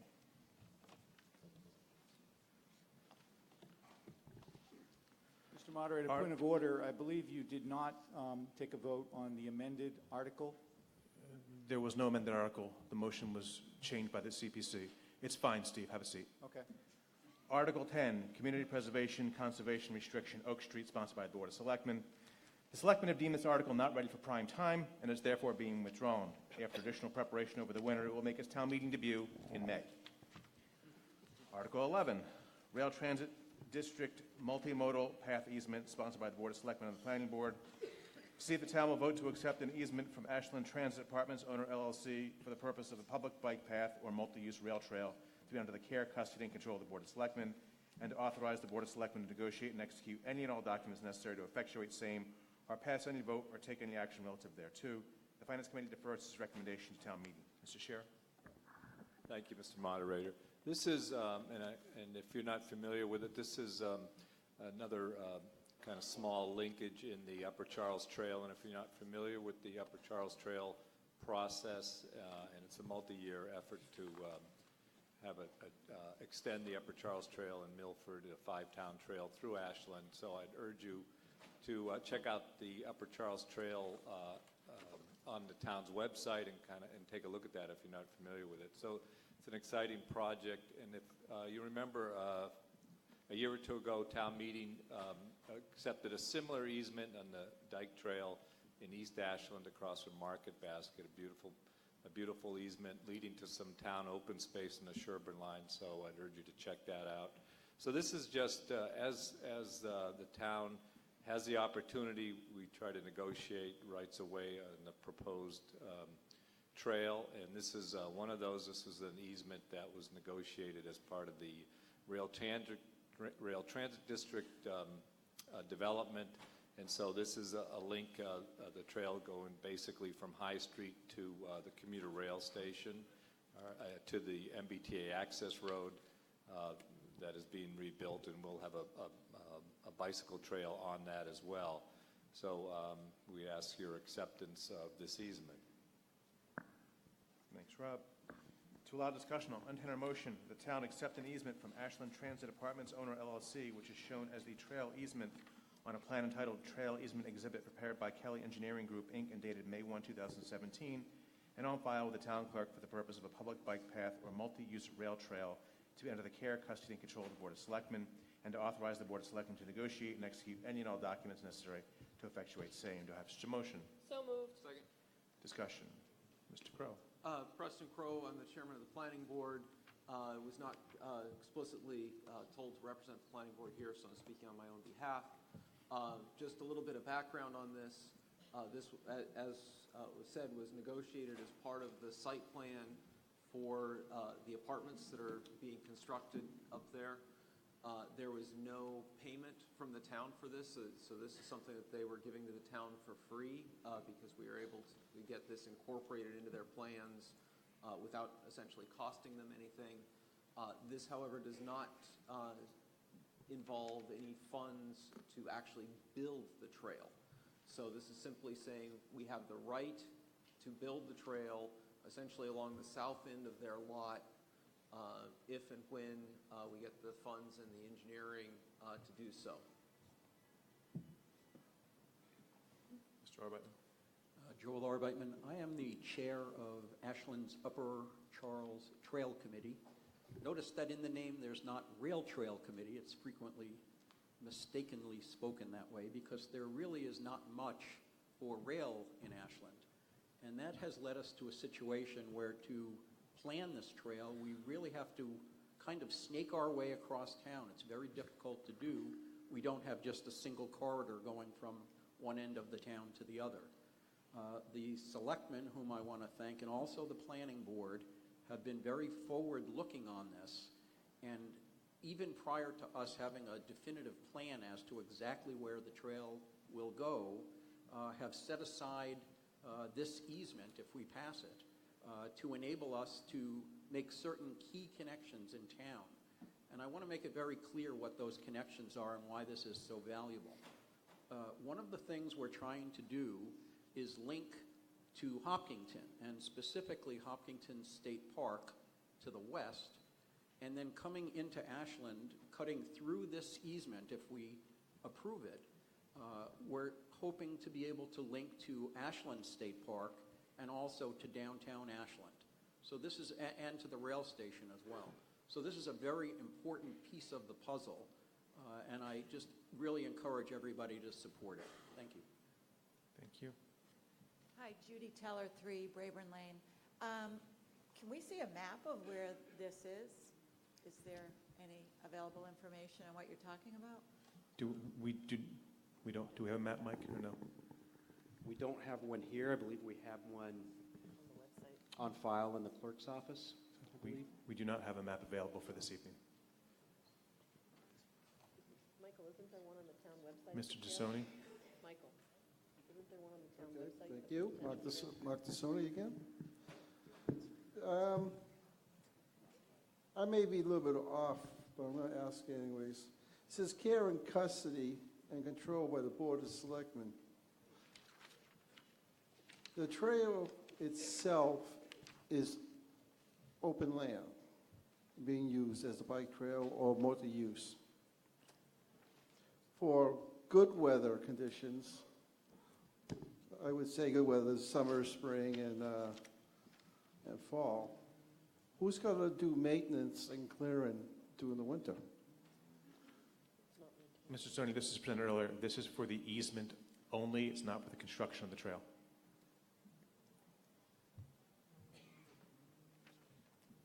I have a high sign. Do we have a map? I do. We have a map. Unfortunately, it's not something that I can put up online, but... I have a map, too. Does everybody see it? It's right here.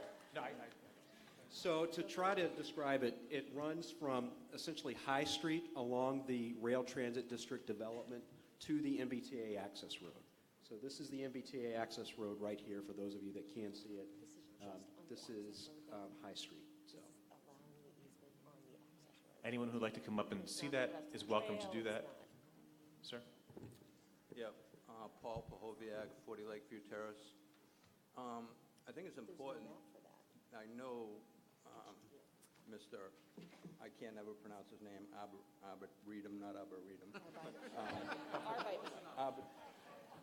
But that we know what impact, I know this is already planned to impact the state park.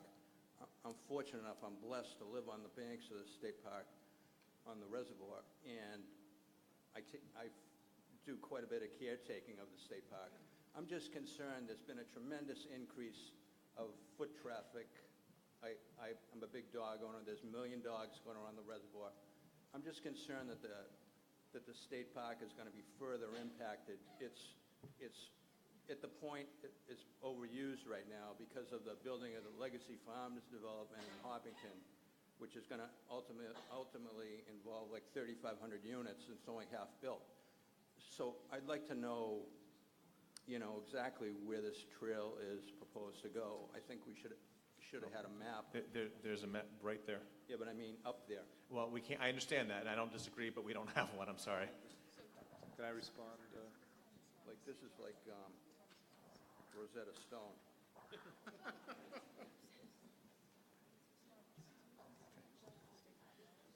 Yeah. Seeing no further discussion, this will require a simple majority. All those in favor, please raise your cards. Thank you. And those opposed. That passes, but not unanimously.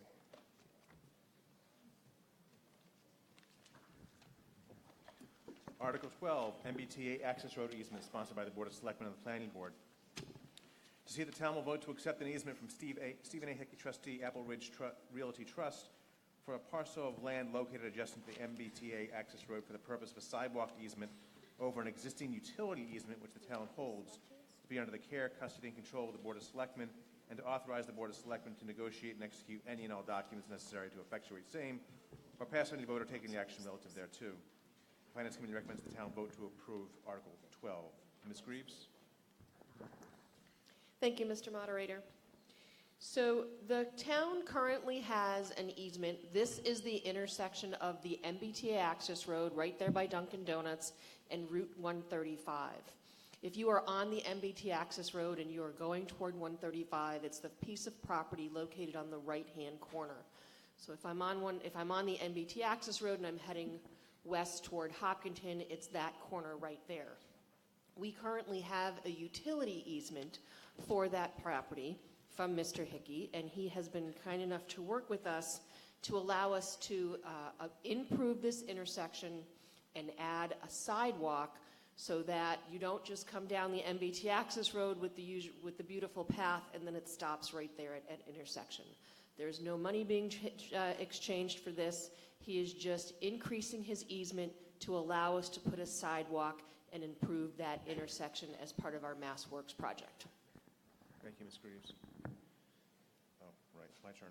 To allow discussion, I'll entertain a motion that the town accept an easement from Stephen A. Hickey, trustee, Apple Ridge Realty Trust, Apple Ridge, under UGT recorded in the Middlesex Registry of Deeds, Book 22694, page 358, for that parcel of land located to the MBTA, adjacent to the MBTA access road, for the purpose of a sidewalk easement over an existing utility easement which the town holds and is more fully set forth on a plan entitled Conceptual Layout Revised Entryway Redesign, dated March 20, 2017, by GCG Associates, Inc., and which is on file with the town clerk, to be under the care, custody, and control of the Board of Selectmen, and to authorize the Board of Selectmen to negotiate and execute any and all documents necessary to effectuate same. Do I have such a motion? So moved.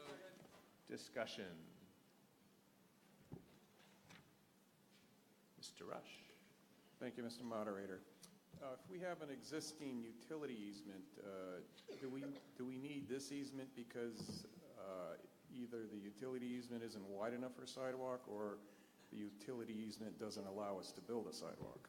Ms. Mead. I think it's your second one. She pointed at you. So the utility easement is an underground easement, and so it doesn't allow us to build a sidewalk and use the top of the property. So we need a second easement to include the description of a sidewalk. All right, thank you. Seeing no further discussion, we'll proceed to a vote. This will require a simple majority. All those in favor, please raise your cards. Thank you. And opposed? That passes, but not unanimously. Article 13, zoning change, sponsored by the Planning Board. As with all Planning Board zoning articles, we are required to have a report from the Planning Board. The Planning Board held a public hearing on this article, but during the hearing decided that they were not ready to proceed with a recommendation or report, and therefore did not officially close their public hearing. Given that they haven't closed the public hearing and at their request, we cannot deal with this article. It'll be withdrawn, and potentially resubmitted in the spring or at some other point in the future. So we're moving from Article 13 to Article 14.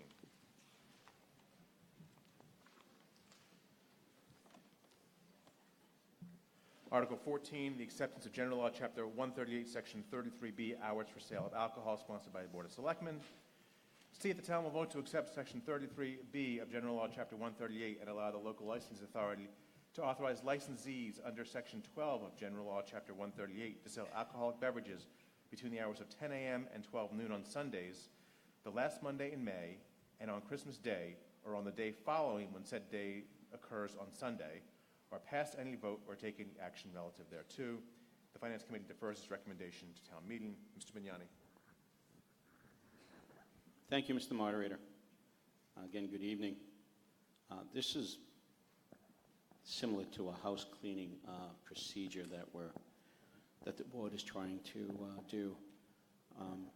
We're trying to stay in line with the state regulation that allows the licensees, which is the Board of Selectmen, to have the authority to allow what the state provides everyone that has liquor licenses if we choose to do so. So it's not something that's out of the ordinary. It's just trying to keep everything in line with the state statutes that are currently on file and are on the books.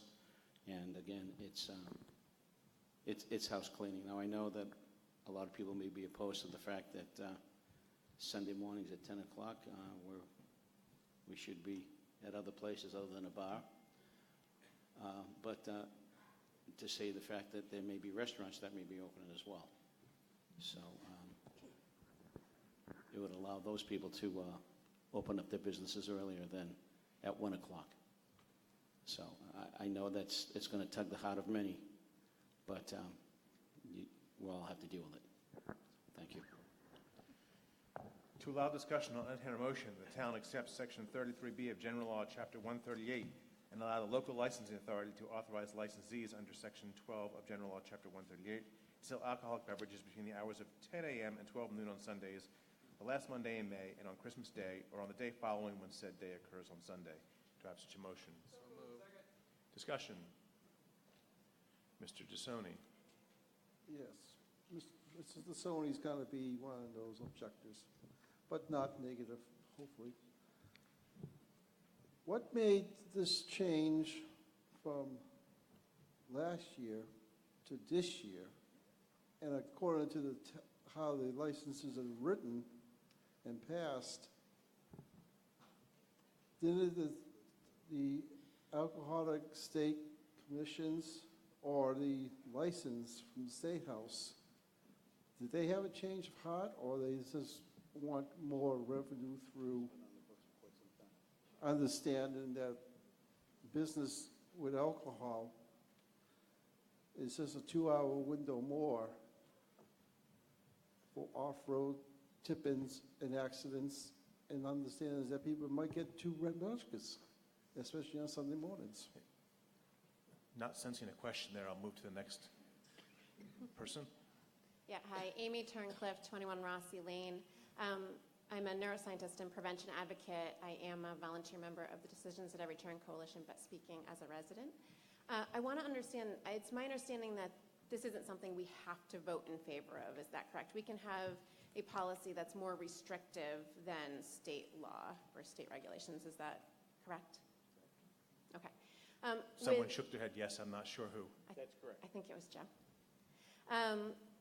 You know, I am a prevention advocate, so I'm speaking as a prevention advocate. With alcohol being the third leading cause of preventable death in the United States, causing at the last estimate 88,000 alcohol-related deaths, which is more than the 65,000 drug-related deaths, including opioid overdose deaths.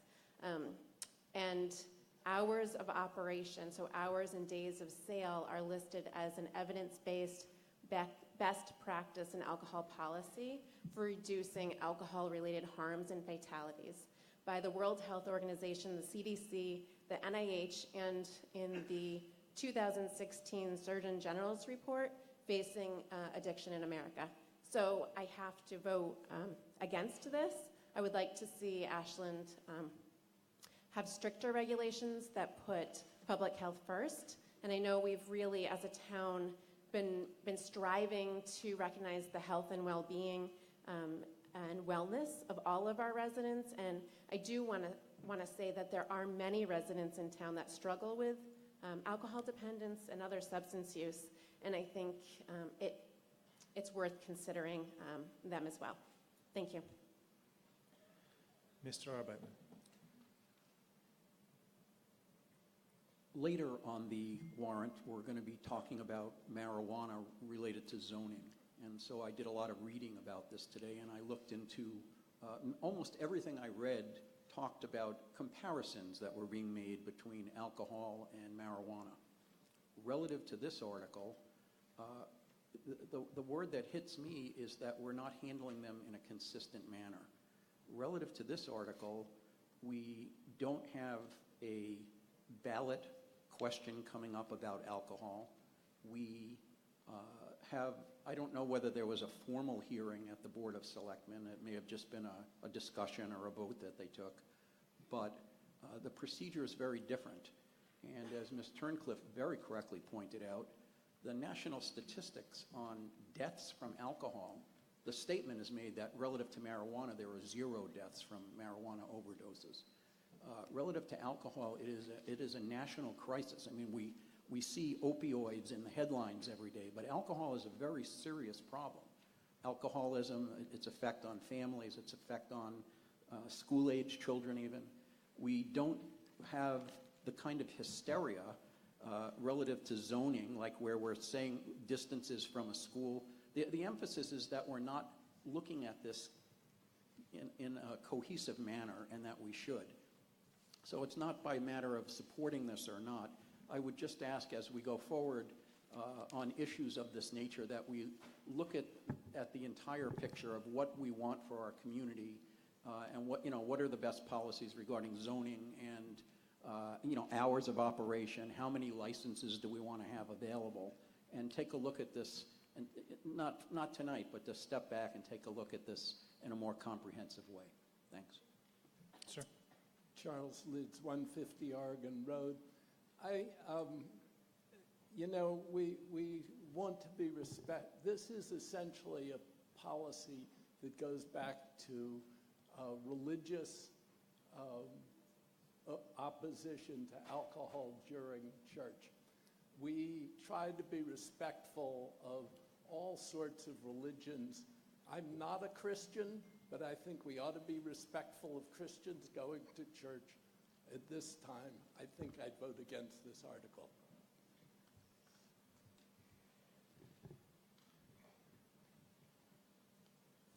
Sir? Chris Daniele, Corderville Road. While I think that some very compelling points have been made by Ms. Turncliffe, Mr. Arbeitman, and Mr. Lenz, I think in that conversation, unless we're talking about maybe becoming a dry town, what we're really doing here by not approving this, I think, is prohibiting businesses that exist already, or businesses that may seek to come here to Ashland to maybe question whether or not they should, if we're trying to compete with other towns who have similar hours and similar laws. Thank you. After this, we'll move to a vote, please. Okay, Amy Said, 106 High. Can I get a clarification on this? Is this regarding stores opening or liquor license being offered between the hours of 10 a.m. and 12 noon on Sundays? Mr. Herbert? I would defer to Attorney Mead. Oh, wrong call, sorry. Ms. Mead? It's those who hold liquor licenses being able to serve. So the idea here is that if I go to Sunday brunch between 10 a.m. and 12 noon, I can get a Bloody Mary? Correct. Thank you. Or a different drink of your choosing. It's really up to you. No further discussion. We'll move to a vote. This will require a simple majority. All those in favor of the motion, please raise your cards. Thank you. And opposed. And that passes.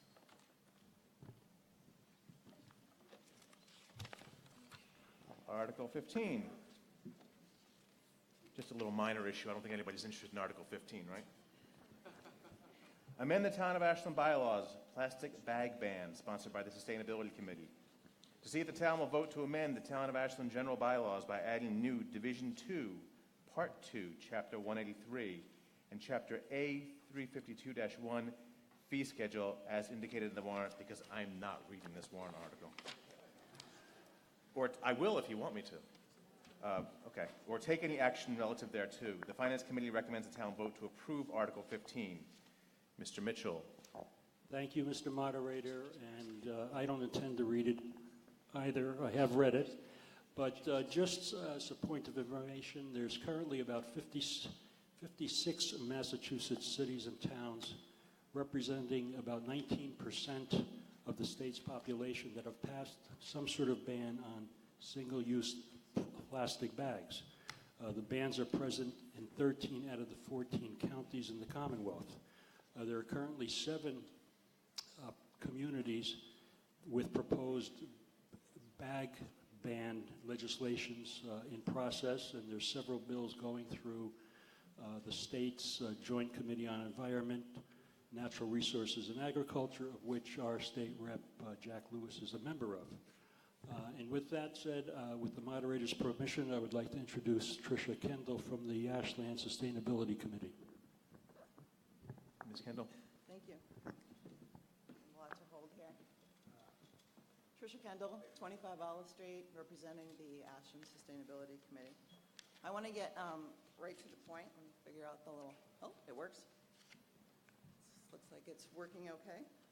The point of this article is really fairly simple. It's to reduce our use of these. Everyone knows what those are. And instead, let me hold on to that.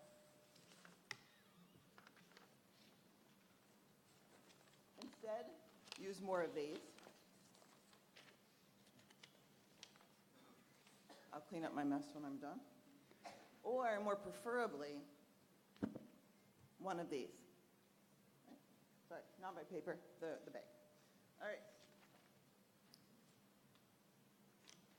The question is, the big question I think is why? And that's the question before us tonight. Some of the reasons are about production and disposal. Single-use plastic bags are a petroleum product using fossil fuels. That's a non-renewable fuel source, the very thing that we're actually trying to preserve. When we do dispose of these bags, they are either burned, contributing to air pollution, landfilled where they do not biodegrade, or recycled. We can't put them in our normal recycling stream, however, because they clog the machinery intended to do the recycling, so we have to be careful. In fact, less than 5% of plastic bags are actually properly recycled at all. The funny thing is that when plastic bags were first introduced in the 1970s, I remember this, I'm sure a lot of people in the room do as well, we didn't even want them. So by 1985, even though the bags were offered in 75% of grocery stores, they only held 25% in the market. But the plastic bag industry eventually won over the paper bag industry, and we started to use plastic bags instead, plastic bag, sack of the future. For some of you, plastic bags are not single use. You might use them more than one time, maybe to line a small trash can, maybe to pick up pet waste, and we truly applaud those efforts. But the problem still exists. This is largely due to the sheer number of plastic bags that we're consuming, and it seems a little crazy at first, that in 2008, Americans used over 100 billion bags, and this is equal to 335 bags per person. Now, if you think that's crazy per person per year, just think if you got 6 or 7 bags during a single week. Think about your trip to the grocery store, to the drugstore, to a restaurant to pick up food, any clothing shopping you might do, and you're at that 335 bags for you per year, and that doesn't even include the upcoming shopping season. That is about 5.5 million bags for Ashland alone. Of those 5.5 million bags, some of them are going to end up in our environment. But this is about more than plastic bags getting caught in our trees or stuck in our reservoir. We need to look beyond, way beyond Ashland. Plastic bags are unfortunately finding a home in our oceans in huge quantities where they do not biodegrade. In the ocean, plastic bags are mistaken for jellyfish and other food sources by marine animals, turtles, whales, seals, seabirds. Death by plastic trash has increased 40% in the last 10 years alone, impacting 46,000 individual animals and birds across 663 different species.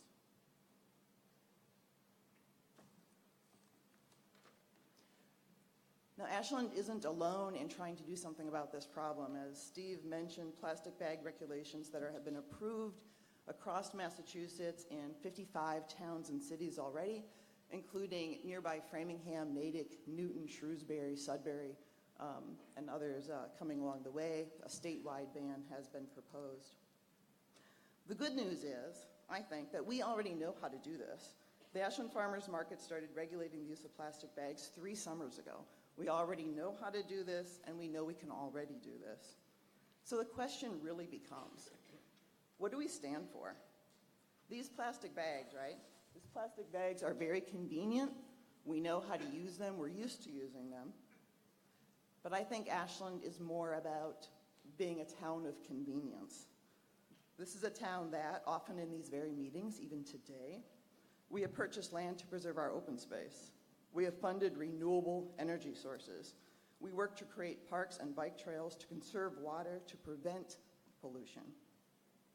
We are not just a town of convenience. We are Ashland, a Massachusetts green community. Smart, safe, sustainable. In closing, we're proud to list some of the supporters of this warrant. We hope that you will support us too. And we encourage you to look at the review sheet that was available on the back table when you came in. That is a question and answer sheet about some of the issues that will be discussed today. Thank you. Thank you, Tricia. To allow discussion, I'll entertain a motion that the town approve Article 15. There's nothing you can do until I get the motion on the table. To allow discussion, I'll entertain a motion that the town approve Article 15 as printed in the warrant and amend Town of Ashland general bylaws by adding new Division 2, Part 2, Chapter 183, plastic bag ban, and amend the fee schedule in Chapter A 352-1, all as presented. Do I have such a motion? Is Okay, it still discussion. open for discussion? Yeah. Well, now that I'm finished, we can have a discussion. Okay, I didn't know. I thought you were closing like on No. the other guy. Now, I'm going to vote for this, but I just wanted to bring up the point that, yes, they are convenient and I use them. I'm not a litter bug. I save the bags I have, as she mentioned. I use them for pet waste and other things like that. And I'm going to continue to do so. And I noticed that it does mention that, and it doesn't restrict the use, that nothing in this chapter prohibits customers from using bags of any type that they bring into the establishment themselves, and or from carrying away goods that are not placed in a bag. But I plan on preserving my right to use these bags and keep them in my home and bring them with me. It's just like using a cloth bag, but it's a plastic bag. And again, I don't litter. I'm very consciousness of that. And I really don't want to be singled out when I go into Shaw's or Market Basket that I'm using these bags. And lots of complaints go to the management. Oh, look, he's using the bags. So I would really like to see that establishments like Shaw's and Market Basket are informed of the clause about being able to use these bags if they're brought in by the customer, and that the establishments will not be fined for using those bags should I bring them in. Because these bags are very convenient for me. I can stack maybe 8 of them on this arm and a couple on that arm. It's always one arm that gets most of them. But that's my point I wanted to make. Okay, thank you. Yeah. Mr. Morgan? Yeah, so I don't favor this article. Specifically, I did attend or attempted to attend one of these meetings, and apparently their committee had insufficient participation to hold a meeting. I also was unable to go to the forum, which I understand was poorly attended, because there Can were we 5 other eliminate the meetings in editorial town. comments about the process and get to the point, please? So I think this article is premature. I think the article is punitive in nature, talks about fining people. It's not an inclusive article. If the committee was doing an appropriate article, from my viewpoint, it would be setting a policy or a preference initially, at least. And I think this article is, as the gentleman just indicated, an attempt to change people's freedom and free behavior to use products they choose to use. These bags are fully recyclable. They're made of HDPE. I used to do work in that industry. There are other starch-based bags. There's all kinds of different products available, and there was no consideration given. There was just a small group of people who were interested in creating this ban, and I think the town should vote against it until it's properly thought through. Mr. Tassoni? Okay. Thank you. The question, well, the one word that is really going through my mind about this is the word ban. So I'm going to dig out some things. It's from the warrant, not from anything else. And I'm looking under the S-183-4 exceptions. The following are exempt and not subject to provisions of this chapter. And it has the list 1 through 6. Okay. Why are these bags exempt when they are chemically made other plastic bags, the newspaper, laundry, dry cleaning bags, thin film? They're all garbage, they're all chemically based, and yet they're not banned. Okay, so question 1 is, why are these exempt? Okay? That's one. Okay. Next. We'll get them all at once. Can the representative of the article stand to the microphone so she could answer them? I'm going to have her answer them once you get through your questions, so we have them all at once. I'm trying to economize on time here. Patience. Okay. Mark, you have about 10 seconds to get your next question out. I already picked you out from my... Ms. Kendall, would you please answer that? Mark, have a seat, please. I already knew how this was going to go. I'm sorry, what was the question? The question is why the exemptions in 183.4, why are those items exempt when the bags you're trying to ban are not? So why the exemptions? At least for some of them, I might refer to Matt Marshquist behind me for other ones. But That's fine. Some of them are health reasons. You want you to be able to put your meat in a small plastic bag before taking it home. There are definitely arguments to taking all of these things off, all plastic, and even in one of our forums that was strongly suggested by some members that this warrant should go further in taking more kinds of plastic bags, but we thought this was a good place to settle as far as a realistic and accomplishable way to regulate plastic bags. Okay. Matt? Yeah, I'll just, basically I wanted to say, I'm the Matt Marshquist, I'm speaking as the chair of the Sustainability Committee, and I'll answer some of these questions if Tricia can't get them. But I wanted to add that the DPW recently endorsed us, and they wrote us a nice letter, so I didn't want to forget to add them. They weren't on the slide, we didn't have time to get them in. I also wanted to say that we do have FAQs on the back table, so if you're thinking of coming to the mic and you haven't Can you read sleep in the those- mic a little bit more? Yeah, sure. If you haven't read the FAQs, you should probably do that before you come to the mic. We did a lengthy process of reaching out to residents. I think Mr. Morgan was concerned about that. He mentioned that, but we attended the Ashland Farmers Market. We attended the Dragonfly Festival, Ashland Day.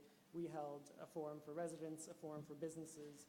We attended the town meeting forum. I think we probably presented to half of the committees in town, Town Forest, Open Space, Finance Committee, Board of Selectmen. And we also held a meeting at the Senior Center to talk to residents there.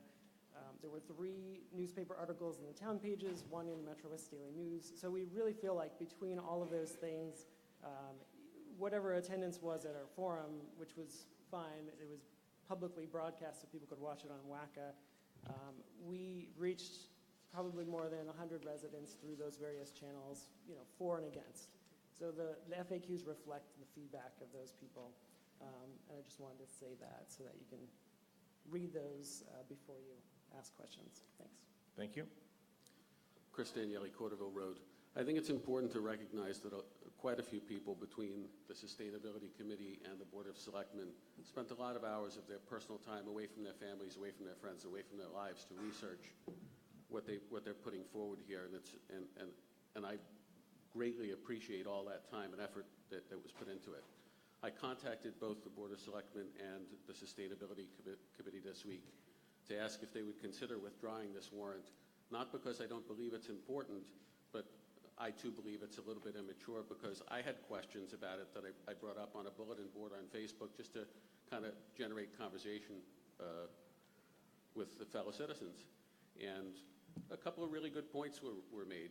One gentleman mentioned that paper bags weigh 10 times the weight approximately of a plastic bag and are significantly larger, and transporting a like number of paper bags would potentially use a considerable amount more fossil fuel, thereby maybe negating some of the benefits of using the paper. How valid that is, I don't know, but it's certainly a question that's something to think about. Another person raised the point that there's been some talk that the reusable bags potentially carry disease and bacteria, et cetera, with them.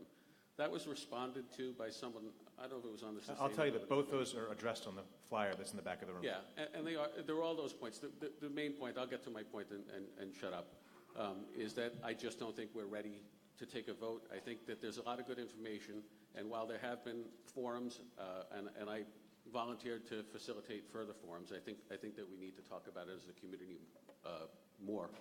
But since they can't withdraw it, I'm asking people to vote no on it now. Thank you. James Morrissey, Voyagers Lane.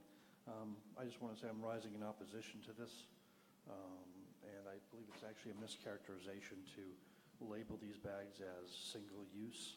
I know with regard to our household, we reuse them for, again, lining waste paper baskets, dealing with garbage, what have you. But I would point out that there's going to be a substitution effect. If I can't use these, I'm just simply going to go out and purchase I don't know, Glad brand or Hefty brand plastic bags, virgin plastic, heavier duty plastic for the same purposes. And I simply ask that folks refrain from imposing upon our consumer choices here at by our ability to use these or collect these bags or what have you at the checkout counter instead of forcing us to actually purchase them outright. I would ask folks to resist the temptation, resist the compulsion to micromanage other people's households. Thank you. Before I recognize the next speaker, there are a number of folks who want to make comments, and that's fine. I'm going to ask you to limit your comments so we can hear from more folks. Otherwise, we're going to have to terminate the discussion before everyone has a chance to speak. Kathy? Thank you. I'm a member of Green Up Ashland. I clean up a portion of one of the streets in town, and I'm frequently cleaning up major areas in the town forest, and plastic bags are some of the worst trash we have, and I'm delighted to support this ban. Thank you. Hi. Hi, my name's Kyle Allers, 53 Teller Drive. I've lived in Ashland for most of my 27 years. I'd actually like to speak to the consumer choice issue here. As a young person, I noticed there aren't a lot of young people here tonight, but speaking on behalf of us, I believe that we're really looking forward to a few more decades of clean air and water. And so, in my opinion, the issue of consumer choice shouldn't override the health and welfare of our communities. And so I would ask everyone here to take that into consideration and to support this bylaw. Thank you. Thank you. Michelle Brooks of 49 Birch Hill Road. I am also a member of the committee. And the reason why I joined the committee was to start this effort because I had done some research in school on the extent of this issue, particularly on our marine environment, and I believe Margie Gassell is going to speak more to those issues. But the main reason that we're proposing this is not to take away people's freedom of choice. It's because there's not enough reuse of these bags. If you do reuse it, it's maybe one more time, and then it's still ending up in the landfills or in the ocean. So we really do appreciate people that are reusing the plastic bags, but it's a huge waste issue, and not enough people are doing that. And in terms of people's concerns about alternatives, stores will still have paper available at no charge. It's up to stores to decide if they want to charge. We've been working with the largest and smallest retailers on that. And we've also received numerous donations from local businesses and banks who support this and who are willing to provide them to anyone in need. Thank you. Thank you. Mr. Featherston? I support the concept of this, but when I see the word ban, I often cringe at the word ban. The laundry and dry cleaning bags. A joke to some of the selectmen. I am a dry cleaner's dream, and I wear a suit and a tie 7 days a week, so I often get dry cleaning. I will tell you a dry cleaning bag is 10 times the public nuisance that any of these little bags that you're going to get at the store. So when I read the word, we're going to ban them, yet then we have exceptions. And that kind of waters down this. I mean, if the core value is that we're going to ban plastic bags, why are there exceptions? And that still hasn't been answered to my satisfaction here tonight, because I think all of these could be banned, and I think I could support that. Nobody likes the orange ones that we put out on the street once a week. So I think everybody would vote for that. So you're volunteering, everyone can just drop their trash at your house? There you go. Okay. If that's what it takes. The If address that's what it was? takes. 98 Heritage. Okay, just checking. But my question is, and like I said, I think I support the spirit of this. Wouldn't it be better and a nice core value of this concept if we educated our retailers rather than banned our retailers from providing a service? Thank you. I'm Florence Seidel, 2 Candlelight Way. You know, we originally had decided that it should be a reduction rather than a ban. But somewhere in the process of bringing it to town meeting, we didn't get that. I would like permission, moderator, if I could read a statement from Department of Public Works, DPW, first, and then I'd like to, no? As long as it's a short one. Well, it's a letter in support, and then I'd like to. It was already stated that the DPW wrote a letter in support of Okay. this. So Then I will pass on and tell you what I'm thinking about. Change is always difficult. It's never easy, and I like my way of doing things. I'm one of the older folks in this room, and I have my systems, and over time I figured the most efficient, convenient way to do mundane things like keeping in touch with grandkids. Okay, so I learned how to text to keep in touch with the younger ones. Maybe I can check out Instagram. Maybe get a Fitbit. I adapt. Then someone comes along and tells me my way of shopping is not the best way for the planet or for wildlife or for my health or for this town. Okay, so now I have to keep several reusable bags in my trunk and remember to take them with me to the supermarket. Take them out of the car and bring them to the supermarket, to CVS, to the local retail shops, and then I have to show them to the checkout cashiers before they start bagging the wrong bags. I adapt. And I have a dog, too, a big dog who poops twice a day, and so now I collect bags that will still be allowed. And I still read the newspaper, so I'm one of those old-timers. So I've got plenty of those wrappers, too, and I've got used sandwich bags, and I'm saving up red sleeves, and I think I should have a steady, reliable supply by the time this bylaw would go into effect next July 2018. And a new habit will become familiar. I adapt. Is it worth it? I think so.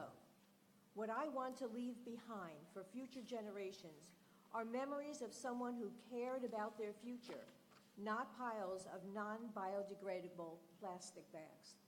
Thank you. Thank you. folks. Hi, Rob Moonby, 2 Candlelight Way. I actually agree with my wife on this. So I'm a member of the Sustainability Committee, and I strongly support this article. My reason is that we have to be responsible what happens in our environment in the future by eliminating unnecessary waste. Plastic pollution is a serious problem. Plastic bags are only a small part of this problem.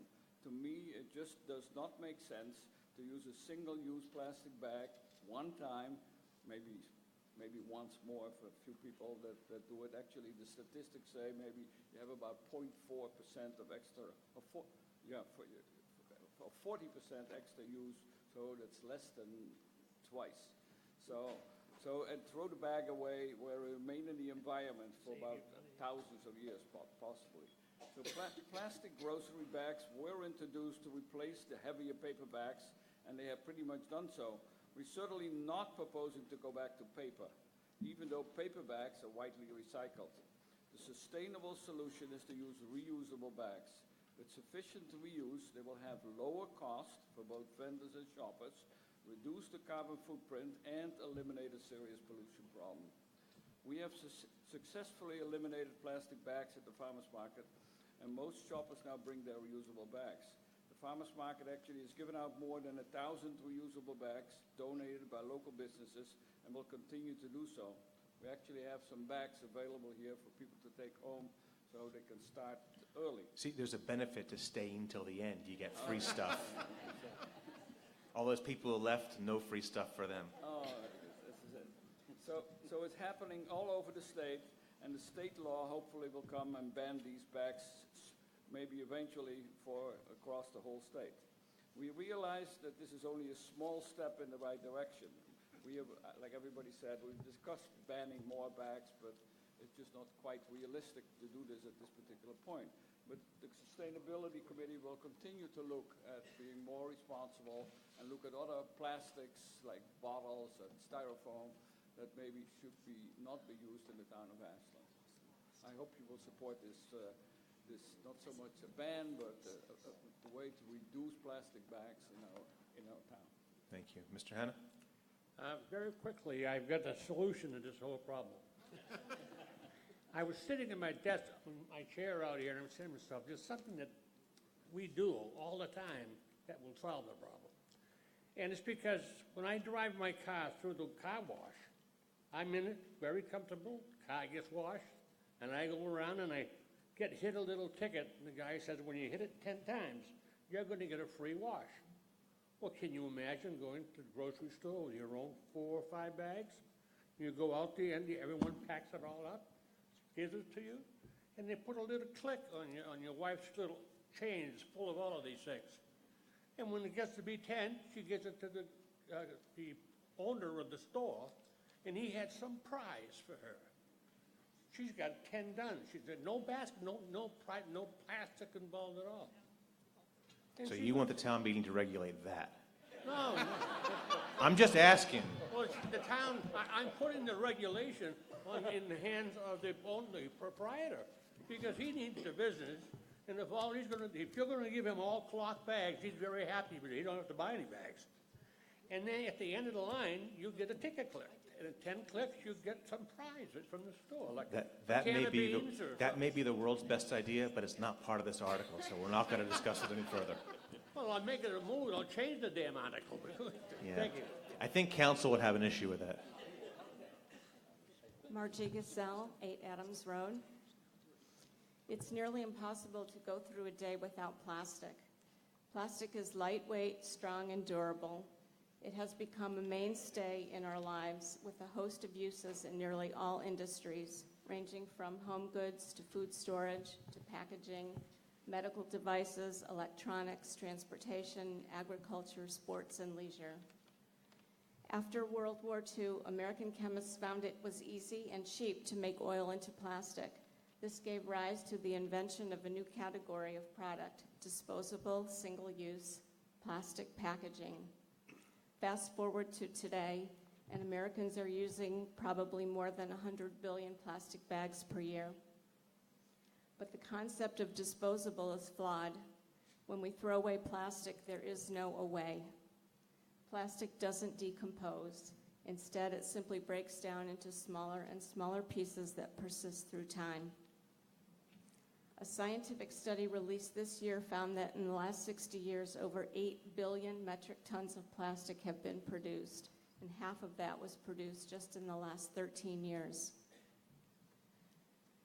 Of these 8 billion metric tons, 76% has outlived its use and become waste, and 79% of that waste is sitting in landfills or in the natural environment, and only 9% has been recycled.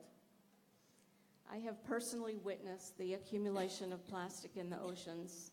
I've been to the middle of the North Pacific Ocean, over 1,000 miles from land, where the plastic that we throw away ends up. I saw all sorts of plastic bottles, bags, containers, lids, furniture, toothbrushes, and even a plastic sushi rolling mat, as well as thousands of tiny fragments called microplastics. I collected fish there and found microplastics in their stomachs and chemical pollutants in their tissues. Marine litter is a serious threat not only to marine species and ecosystems, but it also carries a risk to human health and has negative effects on vital economic areas such as tourism and fisheries. Our excessive use of plastic bags is representative of the larger problem of plastic pollution. We can't get the plastic out of the ocean, but we can be more responsible about how much we use and how much waste we produce. Tonight, we can curtail the use of millions of unnecessary plastic bags in our town. Thank you. Thank you. And we'll hear from the three folks standing up before we proceed to a vote.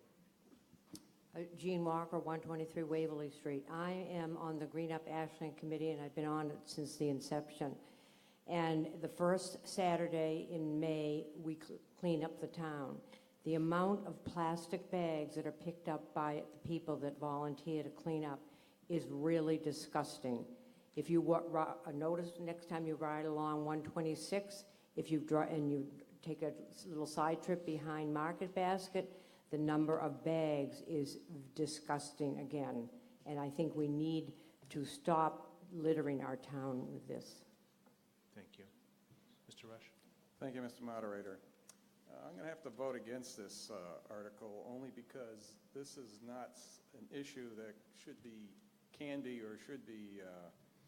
taken care of town by town on a piecemeal basis. This is something that eventually state law is really going to be the solution, at least for our immediate area. And whatever we pass tonight is very likely at some point going to be at odds with whatever state law gets passed on regulating this same issue. And the final comment before we proceed to a vote. Valerie Paul, 85 Fruit Street. I'm in the travel business, and I specialize in Africa. And I've spent a lot of time traveling in Africa and other parts of the world. I've been on beaches where there's nobody, but there's still lots of plastic, and lots of it comes from here and other places. I'm strongly in favor of doing our small little piece here to start this process locally. I would also say that this is not a problem that is ours alone in the United States and in Massachusetts and in Ashland. The countries that I visited in Africa have actually gotten way out ahead of us, and both Kenya and Rwanda have completely banned all plastic bags. And how they've managed to do that is really, I can't even, none of us can quite imagine living without plastic bags. There are a few exceptions for things like medical waste, but they all have to be licensed and stamped and, that kind of thing. I would really encourage all of us to follow the enlightened examples of those African countries. We can't quite do what they do and just dictate it.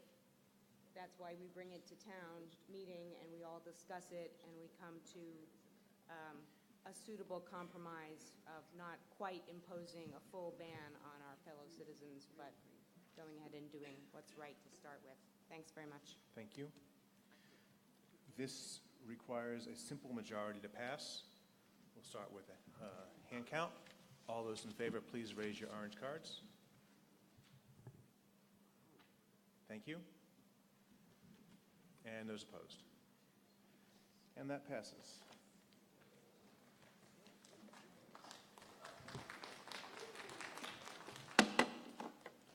Article 16, amend the Chapter 153 of the Town of Ashland Bylaws, Town Forest, sponsored by the Town Forest Committee. To see if the town will vote to amend Chapter 153 Forest of the Town of Ashland Bylaws as is indicated in the warrant, or pass any vote or take any action relative thereto.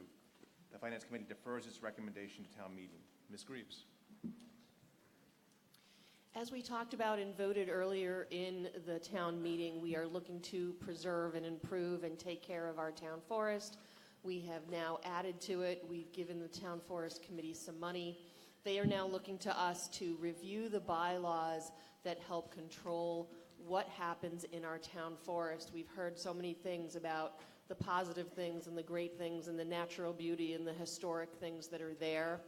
And the Town Forest Committee is just looking to have a little more control over some of the things that happen there to help us preserve and make sure that the town forest stays in its natural state as much as possible. And I'm going to pass this off to Kathy Rooney to add a little bit more to some of the rationale and reasoning behind the bylaw changes. Ms. Rooney? Thank you, Ms. Greaves, Mr. Moderator. So in part, we're doing this so that we can carry out our forest stewardship plan and continue to care for the forest in the manner that the residents have asked us to do. And so in some cases, some of this is just common sense, and in other cases, some of it's things like you can't hold fires in the town forest without our express consent, and you can't hold them without the consent of the fire department. So we've added ourselves in there as an extra layer because we've had issues with fires in the forest. We've had issues with vandalism, people spray painting not only the rocks, but now the trees, and you can't clean a tree without killing it. We're also concerned about what happens with the wood in the forest. It's supposed to stay there unless people have permission to take it out. And we're also concerned about people not parking in the parking lots overnight, using them for walking in the town forest, not doing other things in the parking lots. We're concerned about people cleaning, taking out what they pack in. That includes cleaning up after their dogs and things like that, and that's partly why we've asked for this. If people have questions, I'll be happy to answer them. Thank you, Ms. Rooney. To allow discussion, I'll entertain a motion, and the motion is a bit different than the one in your handbook. Do we have it up here on the screen, Mr. Herbert, so people can follow along? So the town approve Article 16 as printed in the warrant and amend Town of Ashland General Bylaws, Chapter 153, Town Forest, as presented, except as follows. Under subsection B, it would read, groups of 10 or more using the forest must be authorized in writing by the Ashland Town Forest Committee. Any commercial use must be authorized in writing by the Ashland Town Forest Committee. Section E, except for animal-friendly trapping for research and actions consistent with an approved stewardship plan, hunting and trapping are prohibited. And then Section G, selective cutting of firewood will be done under the written permission of the Town Forest Committee. The wood cannot be sold without written authorization of the Ashland Town Forest Committee. Priority will be given to Ashland residents. Cutting will be controlled for the purpose of improving the natural growth throughout the forest. Do I have such a motion? So moved. Second. Discussion. Mr. Hoffman, you're up. Yes, and this is consistent with what I was talking about earlier with Article 6 and 7. I would like to offer a very small amendment to Section F in the form of a substitute motion to add to the words, let me find this again, and stone walls, the words, and other stone structures. And I have this in writing for you. And other stone structures. And other. Thank you.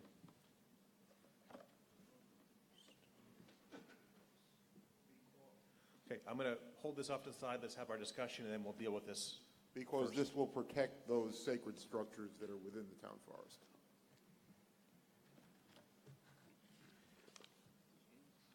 Is there a quorum of the Town Forest Committee here this evening? I don't think so. There's only 2 of you. So there's no quorum? We have 4 members. If you have 2, that doesn't make it. Right. I was going to ask if you would accept this as party motion, but you don't have a quorum, it doesn't matter. Which letter was that for? It doesn't matter, Kathy. You only have 2 of the 4 members. You can't do it. Adam, they can't anyway. Next. Yeah, hi, Ryan Turncliffe, 21 Rossi Lane.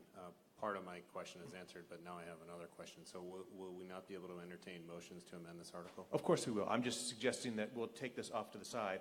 I'm going to get through discussion of the article first, and then come back to substitute motions. Okay, thank you.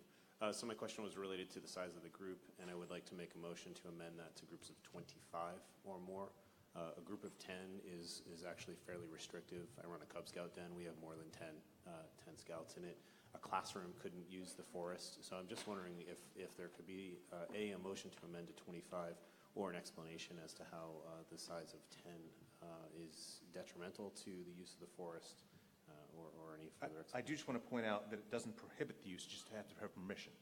Yeah, but requesting permission every time someone wants to go out and use the forest, and what is the time frame for that request? Okay, What's that's the fine. response time? So just looking for some Ms. clarification. Rooney, if you would like to, could you answer the question why 10 was chosen?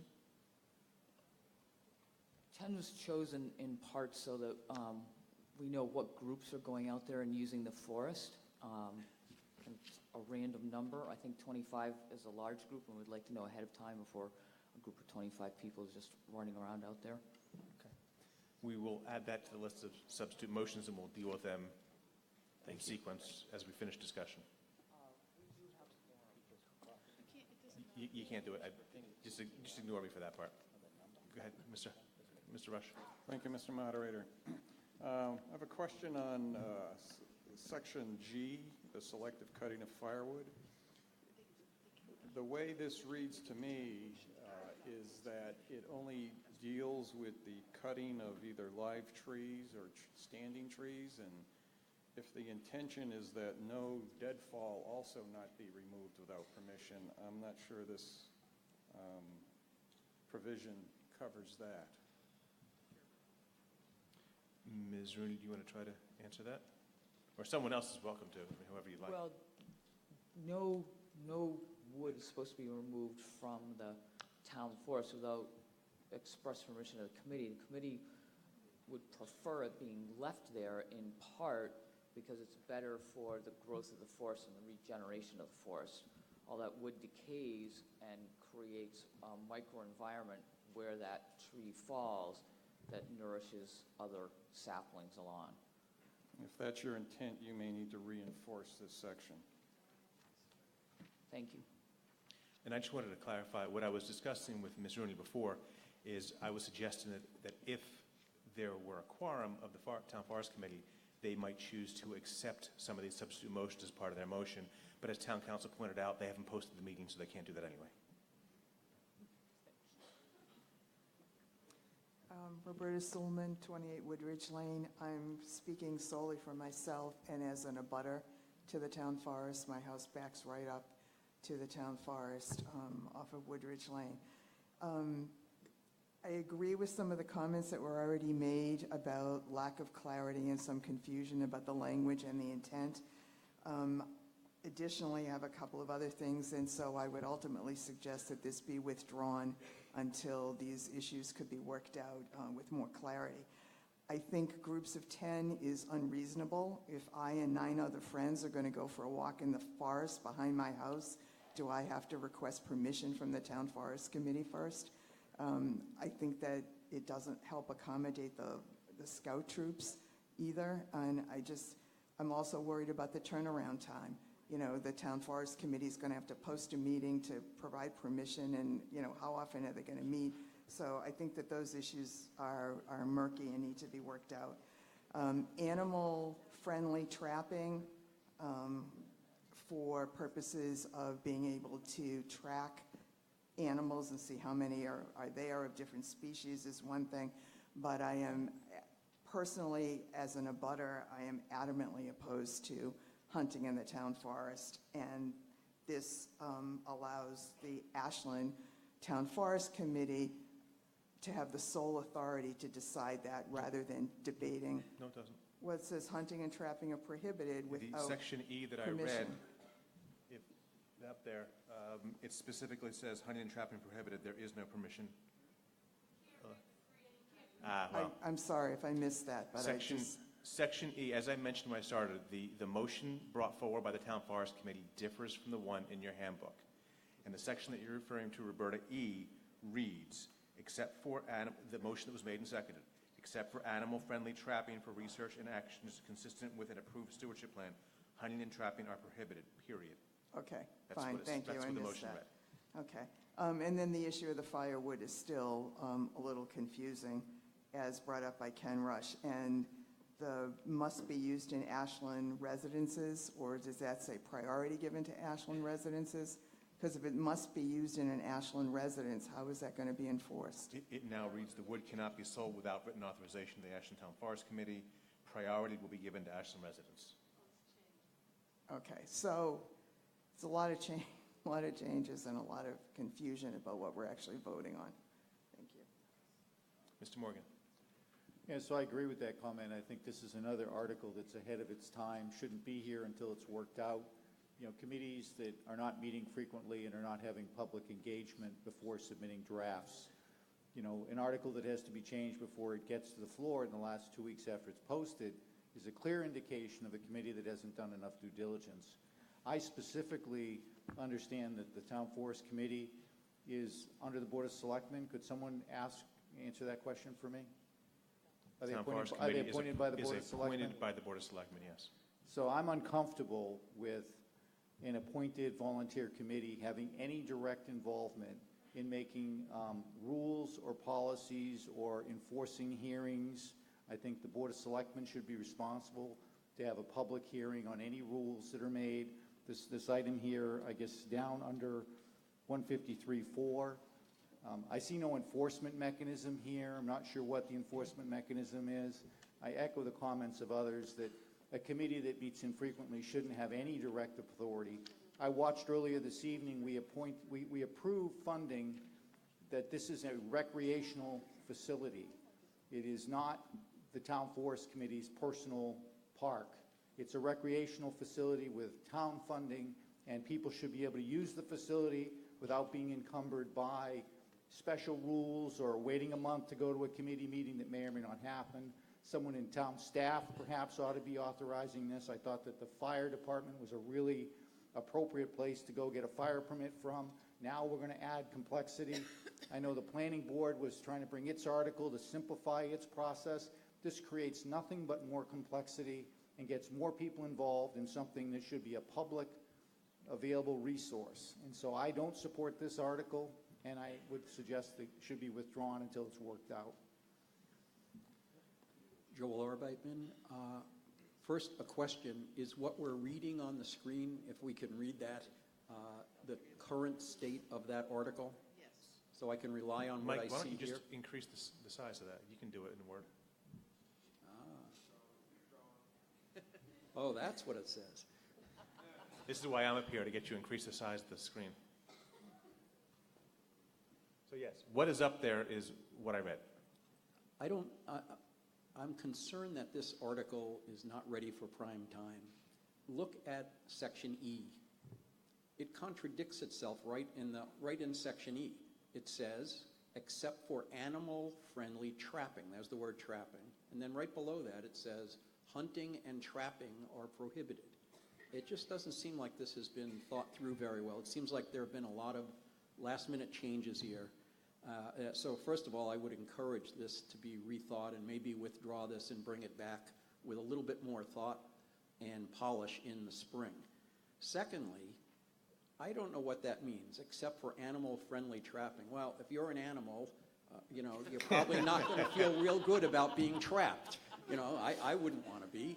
So, these are wiggle words that are just so vague as to not really be clear. I mean, if they're talking about catching butterflies, somebody actually said that to me, then maybe that's okay. But, I worry about animals being caught if it's live trapping, which it doesn't say here. But if it's, if it's humane killing of an animal to trap it, I don't know what the word means. But if it's live trapping, This can be traumatic to an animal trapped in one of those live traps, and sometimes if the traps aren't checked on a regular basis, the animal just dies, it just starves to death. Not a very friendly way to deal with the thing. I also, the Town Forest Committee, and I served on that committee for 11 years. The mission of the committee is to, safeguard the best interests of the town forest. That does not really include animal-friendly trapping for research. So I guess if we can't come to some accommodation here, other than withdrawing this at this time, I would like to also offer an amendment to just withdraw Section E and let them come back with something more clearer in the spring. I just think overall, though, that this is just not, that there's some good things here, but it's just not ready. I think that it needs to have a little more discussion and a little more thought, a little bit more thought put into it. Thank you. Joan Friday, One Shore Road. I have some concerns too. I think the town has put a lot of money and a lot of time, and I think the committee has done a wonderful job getting the open space and the forest. But I do have concern about groups of 10 or more using the forest without authorization for all of the reasons that have already been spoken by. But I mean, I could take my kids and my grandkids for a walk in the town forest, and I'd be in violation of that. And I have, I think it's meant for all of us to be able to enjoy. And I think that the Ashland Town Forest Committee should not be deciding whether the fires are acceptable or not. The Ashland Fire Department is certainly capable of doing that. And I'm even concerned about E for actually the opposite reason of what's been said for the most part, because I think that it's an enclosed area with animals multiplying, as the woman said, 7 chicks per turkey every year. We're going to be overrun, and at some point there needs to be some kind of a plan to make that happen. I'm not sure if stewardship plan, takes care of that. I'm not sure how that works, but something needs to be considered. So for those reasons, I think we need to put a little more thought into it too. And I think that they've done a great job, but it needs some more thought. Thank you. After these two comments, we'll start with the substitute motions. Paul Kendall, 25 Olive. First, thank you to the committee for all the time and Paul, we effort. can't hear you. Thank you to the committee for all your time and effort. I know it can be a thankless job for many of the reasons that were stated before, but primarily I don't see the mechanism for, letter B, the approval process for groups. That just isn't going to work. The mechanics of that won't work, so I would like to enter a substitute motion to just strike letter B in its entirety. So a committee that meets infrequently to have a quorum to be able to approve, I just don't see how that's going to function very well. I understand, the premise, but I think it also fundamentally oversteps a little bit in that who are we to say any group can't use it as long as they're using it in accordance with all the other parameters that you have set forth here. Thank you. Alexis Christopher, 435 Captain Ames. Michael, can you move that up to show 3-4?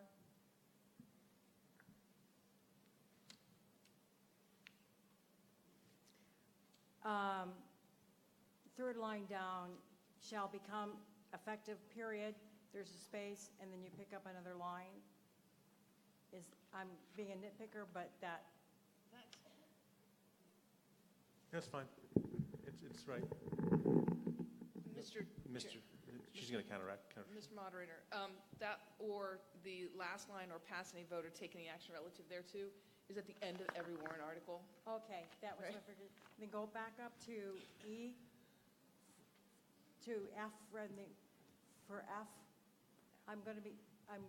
You talk about shall not removal of soil, live trees, or plants. My question is, do you mean whole plants or whole trees? The example I'm going to give you is in the province of Ontario, the Jack in the Pulpit is the provincial flower. If you cut the flower, you kill the plant, but you can dig up the plant and move it. So my question is, how clarified do you want to be that?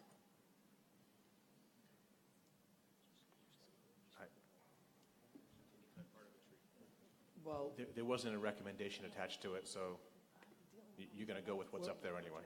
yeah, I mean, the stone walls are actually, they've been in there for a long time, and it's also part of the planning board and the historic roads. You have to leave the stone walls intact. We just want to make sure, because that is part of the history, and the live trees and plants and soil are part of the natural environment that makes the forest what the forest is. So we just want to enforce that people aren't supposed to be out there digging up plants and taking them with them. There's orchids and things out there, and it's just the jack in the pulpits. Thank you. Okay. Did the Board of Selectmen want to make a comment? Because otherwise we're finished. Well, I just, just want to make a comment, Mr. Moderator, that given the number of amendments that have been proposed, I would move that we table this article and request that the Town Forest Committee bring it back in a better, more complete form. A move to table supersedes the move for substitute motion. So is there a second for the motion to table? Okay, this requires a simple majority. All in favor of the motion to table? Thank you. And opposed to the motion to table? Okay, the motion to table carries. So Article 16 is tabled. And just to be clear... Point of information, will you feed the substitute motions wordings to the committee so that they can use them? Sure. But they're going to probably, yes. And just to be clear, technically a motion to table can be used to move something to later in the meeting, but given that there really isn't any later in the meeting, the motion to table essentially kills this article for this town meeting. Article 17, marijuana moratorium bylaw extension, sponsored by the Board of Selectmen. To see if the town will vote to amend Section 3.1.6C of Chapter 282 of the Town of Ashland bylaw entitled Temporary Moratorium to extend the moratorium from July 31, 2018 to December 31, 2018, or pass any vote or take any action relative thereto. The Finance Committee recommends the town vote to amend Section 3.16C, Chapter 282 of the Town of Ashland's bylaw as set forth in the article. Mr. Mitchell. Thank you, Mr. Moderator. As the motion describes, our current moratorium runs through July 1st of 2018. The rationale for extending this goes to the whole process at the state level.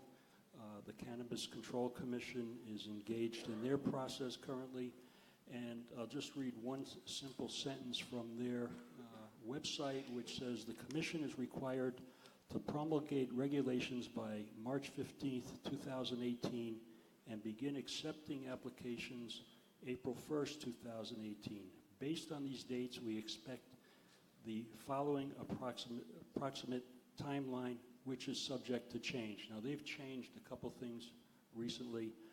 I think given the challenges that municipalities are having with addressing recreational marijuana, and it goes directly to issues of public safety, goes to issues of general bylaws that the Board of Selectmen would need to develop, and it goes to zoning bylaws that the planning board would need to develop, as well as a discussion, a community's discussion regarding the opt-out provisions that are built into the legislation. So given that, the Board of Selectmen are asking you to support this moratorium through December 31st of 2018. Thank you.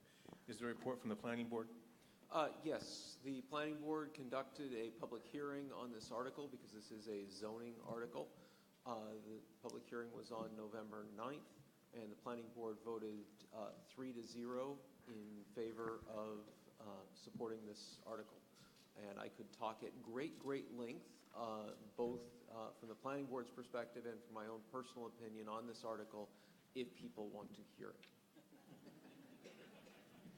Or if the moderator allows you. To allow discussion, I'll entertain a motion that the town amend Section 3.16C to Chapter 282 of the Town of Ashland bylaw entitled Temporary Moratorium to extend the moratorium from July 31, 2018 to December 31, 2018, as indicated in your handbook. Do I have such a motion? Discussion. Mr. Rush. Thank you, Mr. Moderator. My question, on a previous extension of this moratorium, I believe Town Council cautioned that we needed to be careful because the AG might get upset if we tried to extend it out too far. I'm just trying to make sure we're not in that. Well, Mr. Rush, I think that came in response to someone's motion that we make it 2099. But we'll let council opine on that. The AG has opined that ones through the end of 2018 are acceptable. Thank you. Mr. DeZoni. Okay, thank you. Mr. Moderator, sir. I would like to ask, when this was first brought here to Ashland, it's gone through State House, Cannabis Control and all that. From then to now, what other newest data information has come in to make this article come to the warrants? That's my question. I'm not sure there's an answerable question there, Mark. Okay. The town, we had another town meeting and we did an opt-out vote. We did not do an opt-out vote.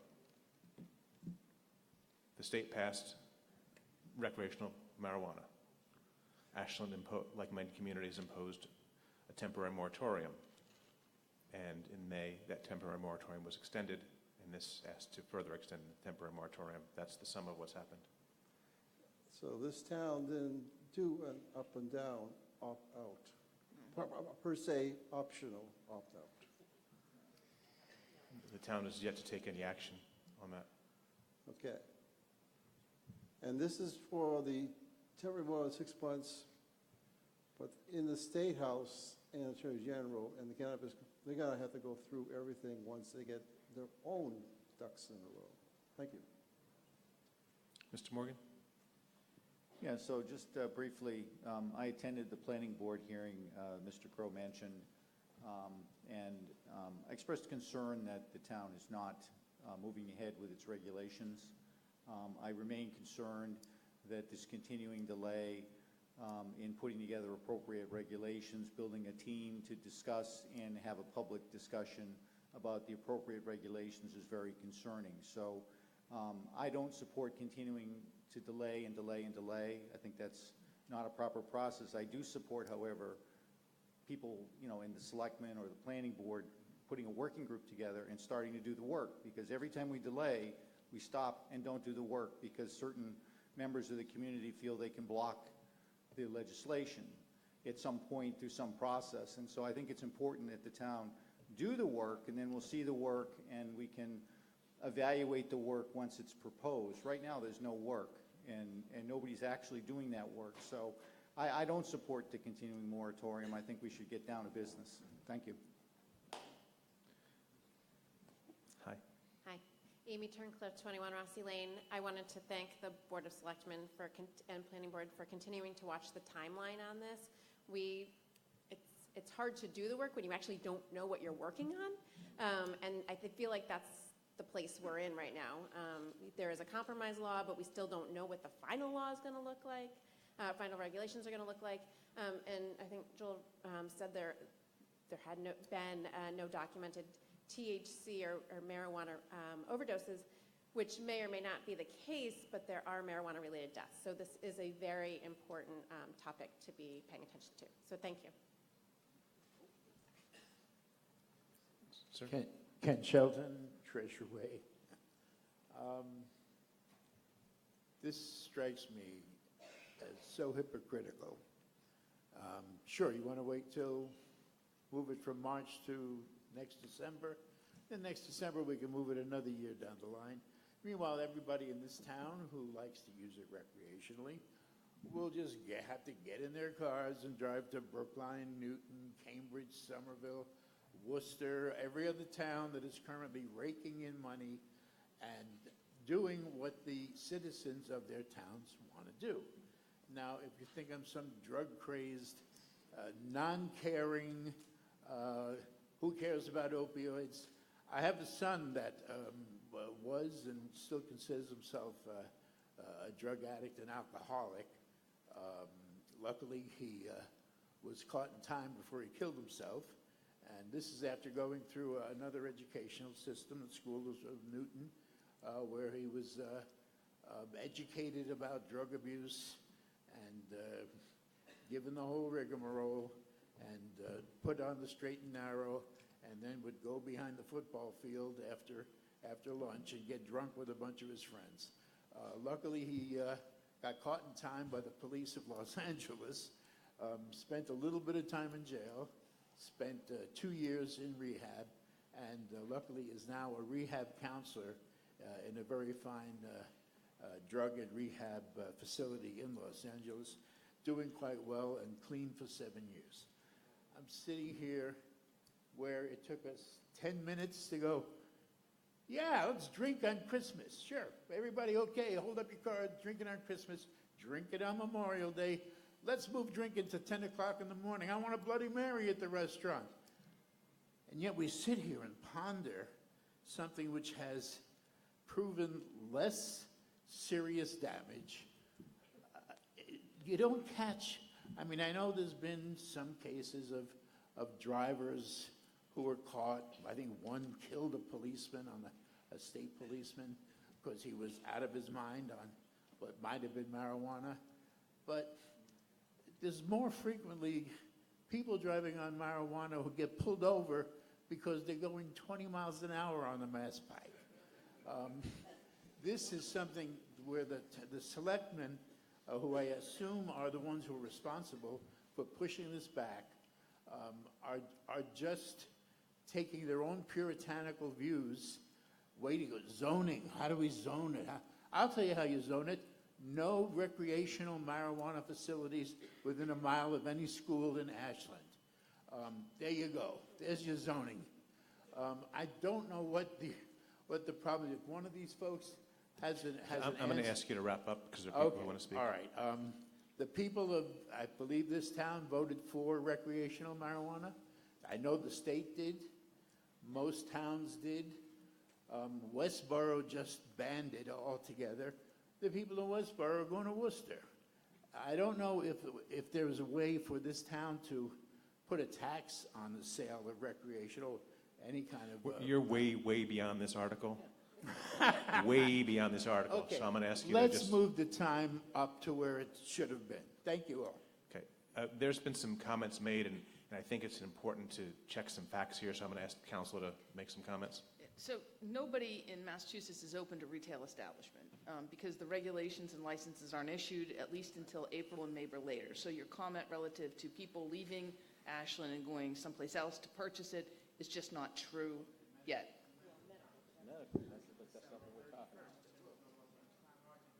This has got nothing to do with medical marijuana. This is all recreational marijuana.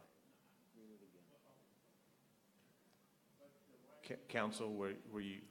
That was it. I mean, the other rest of us were opinions. I have no comment. So I just want to reiterate what council said.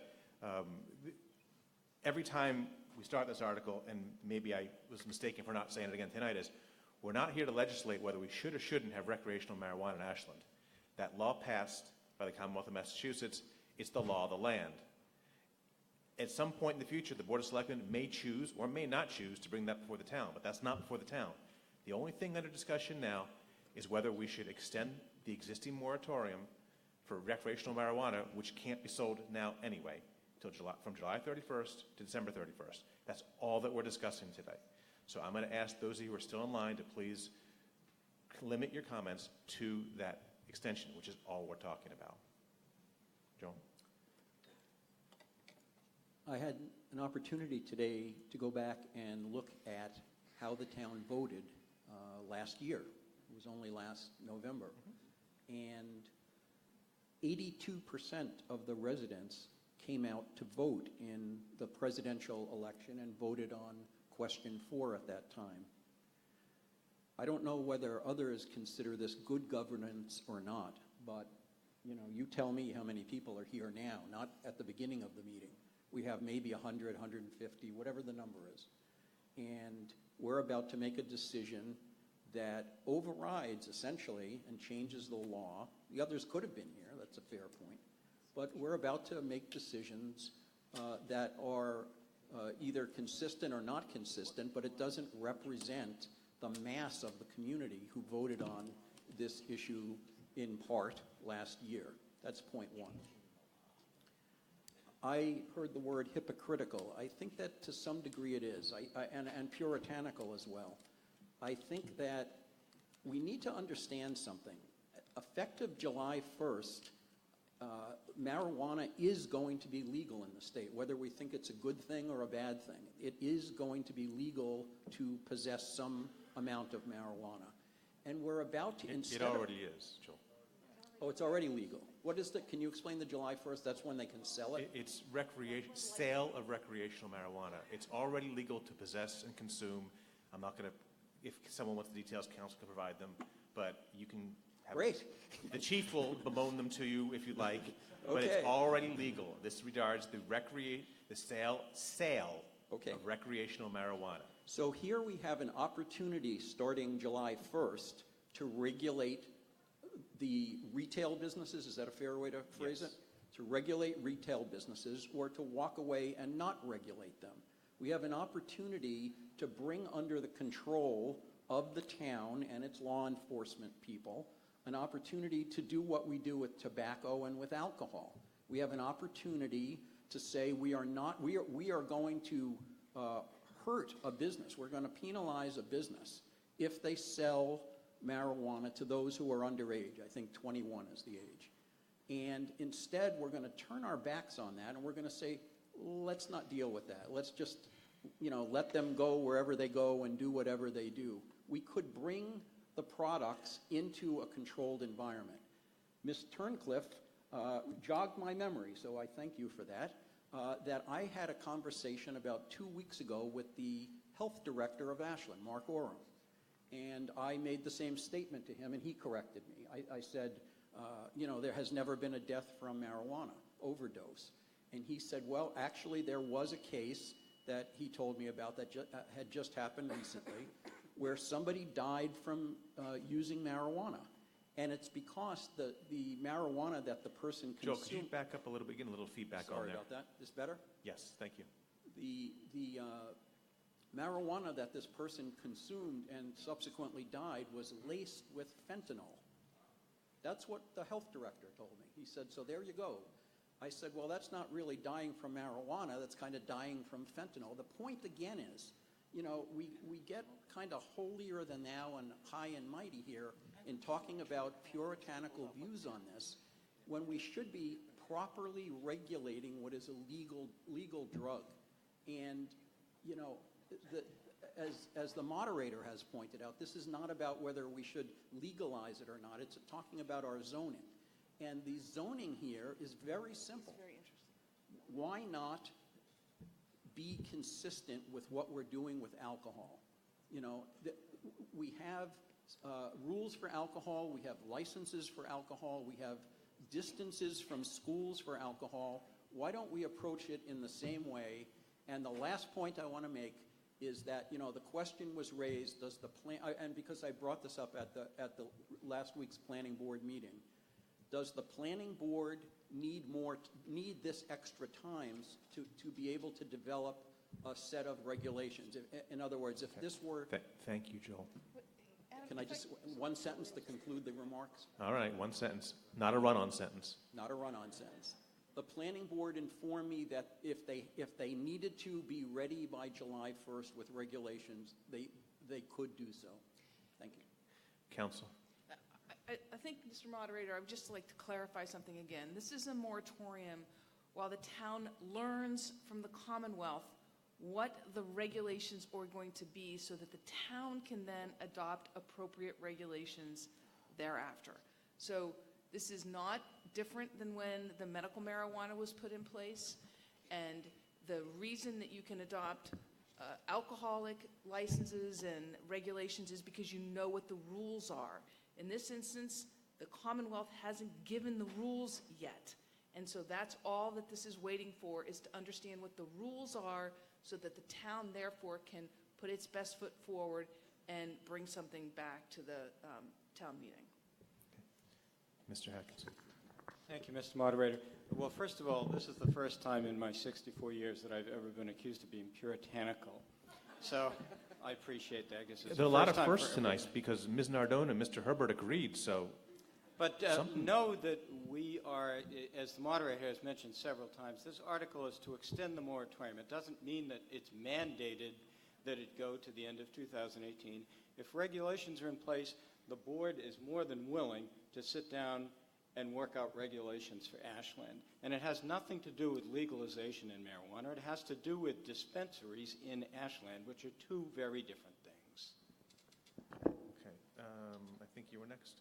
Yeah, my name is Eric Burke on Prospect Street here in Ashland. I just wanted to commend you for bringing that up. That basically what the board is looking for is an additional 5 months to just let the smoke settle a little bit, so to speak. Boo. I know, right? It's been a long night, right?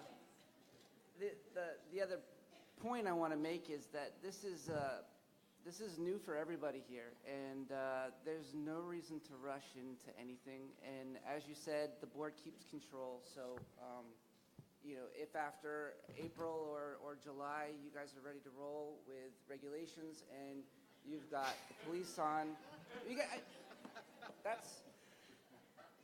That's two, one more year out. Mr. Crow.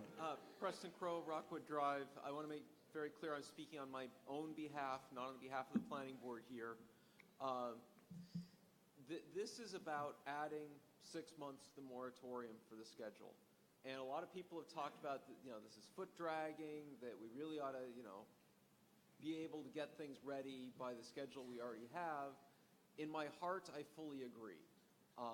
And from the planning board perspective, I don't see any reason the planning board can't get the zoning for this by July 1st, by the Springtown meeting, and have it ready. But in my head, I know that the planning board is not the only part of the town that has to get ready for this. The selectmen have a lot of regulations to come up with, and presumably the Board of Health does as well. And those are, unlike the zoning, those are much more dependent on state regulations that haven't even been issued yet. And telling the Board of Selectmen that, yeah, these regulations are going to be out maybe April 1st-ish, and you've got to be ready by July 31st because this is coming online, that's cutting the schedule awfully tight. I think even though my heart says vote this down, my head says the town needs this time. Passing this is the responsible thing, and I'm going to be voting with my head and voting yes. Thank you. Sir? Pat Popek, 26 Indian Spring Road. In the event we do pass this and the regulations come out in, say, March, can we then end the moratorium earlier? Yeah. Okay. The moratorium is up until. Okay, thank you. Mr. Albert? Adam Albert, 5 Bobcat Hill Lane. I just want to point out that I think, you compare regulation of alcohol to marijuana, the state's struggling with that when it comes to trying to put in the laws associated with that.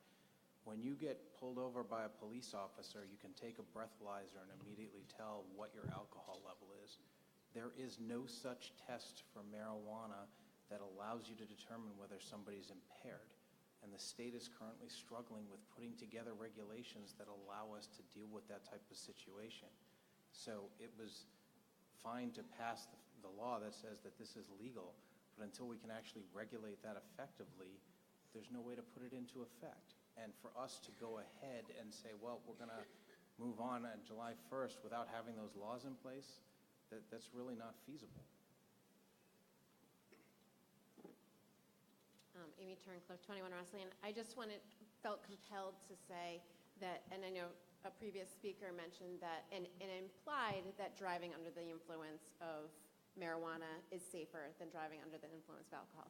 That is entirely false, and there is data emerging almost daily that stating that is false, and I think it's just important to clarify that. So. Thank you. Hi, Ryan Turncliffe. I also get to agree with my wife tonight. So, and Mr. Arbeitman jogged my memory, so we're having a good back and forth. But that 80% turnout vote, the vote on question number 4 was actually quite close in Ashland. So I beg you to revisit that. I will vote in support of the moratorium. I think in addition to what's already been said, the fiscal aspects of this, and I'm not speaking, our committee didn't discuss the fiscal aspects of this. The fiscal aspects of this are also not well understood. Reimbursement to towns for tax revenue coming back, none of that has been disclosed. So how we help our law enforcement, what funds we have to help enforce the laws that there may or may not be. We just don't have a lot of answers to some of those questions. I'll be voting in favor of this moratorium. Thank you. And just so you know, this is the last article tonight. I'm going to let you guys talk until you're done talking. So, Ms. Greaves? Yolanda Greaves, 127 Prospect Street. I promise to be quick. Sort of what Ryan said, yes, we had over 82% people at our election last November, but if I remember correctly, we were given a fact that this passed only by 52% in Ashland for the approval of recreational marijuana. And in conversations I've been having with many people, it's been, I might have approved the sale of recreational marijuana, but that doesn't mean I want it in my town. That's not the discussion tonight, but something to think about. Also, what's already been said, but a little bit more detail, is I was actually at a meeting in Boston last week with the chair of the Cannabis Commission, and yes, he's saying they're going to try and have their regulations by March 1st or March 15th, but as we saw when they did the medical marijuana regulations, they did not meet their deadlines, and I believe they were almost 6 months late with giving us the deadlines to be able to approve and look at what we can regulate. And the third point I want to make is we will not have the same control over licenses for retail marijuana as we do for liquor licenses. They're not going to say, okay, Ashland, you can have this many and you get to decide who it is. That kind of control, to my understanding from what I heard from the Cannabis Commission, we will not have that same control. So zoning is the way to do it, and we still have to have those regulations. Thank you. Thank you. Sir? David Gimbetti, 364 Union Street. I haven't heard, is marijuana, is it a controlled substance, or is it just going to be over the counter? It'll have to be sold from a licensed retail establishment. Oh, licensed? Licensed. Okay, so the just a business, you can't just hang a business license or you can't a hang medical? a shingle out and go sell it, no. Yeah. No, you have, there will be. Well, a business license to sell. It will that be type licensed. of license? Or Council, or you wanna bail me license out here? to, because it's a I'm drug? I'm going to let council bail me A out. recreational marijuana license. I don't know what they're going to call it because they haven't passed the regulations yet. Yeah, okay, that was my point, is the town really can't do anything because the state can't. So we can't say, okay, go ahead and make the rules and start selling it. So we have to wait for the state to come out with their regulations. But it really doesn't stop our committee, that we should have a committee to go as far as they can go, doing zoning or setting up, businesses may be submitting for those licenses to work with them.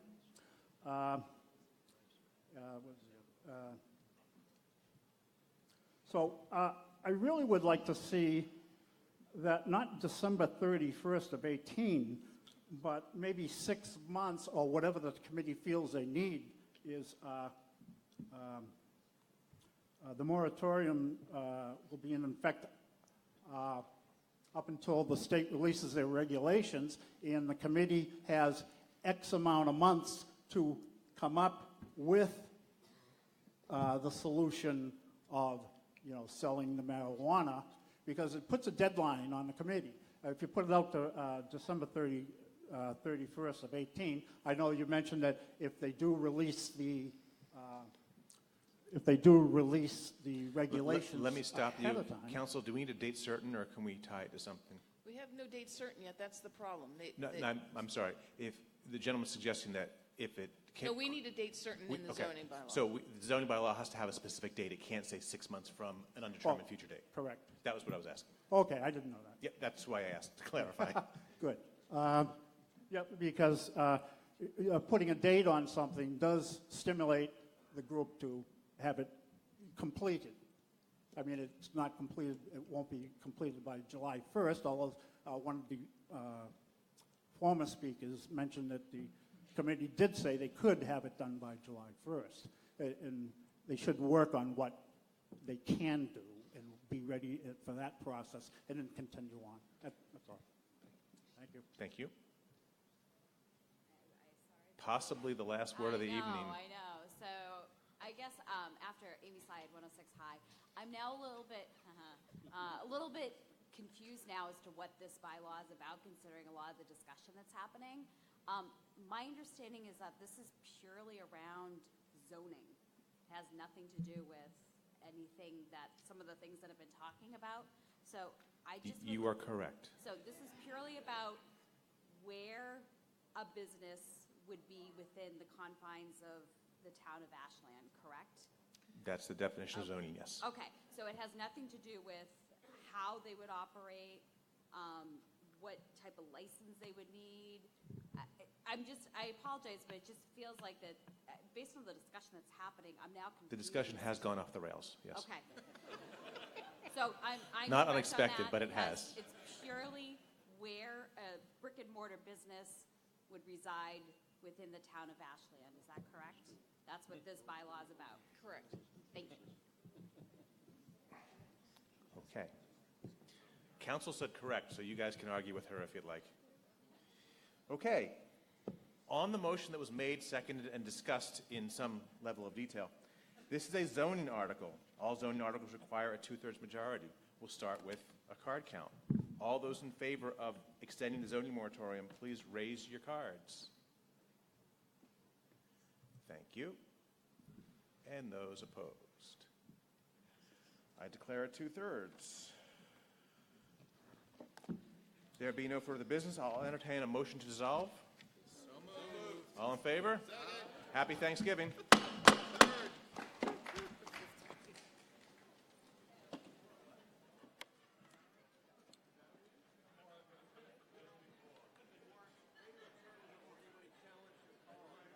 It wasn't close. I've had much closer.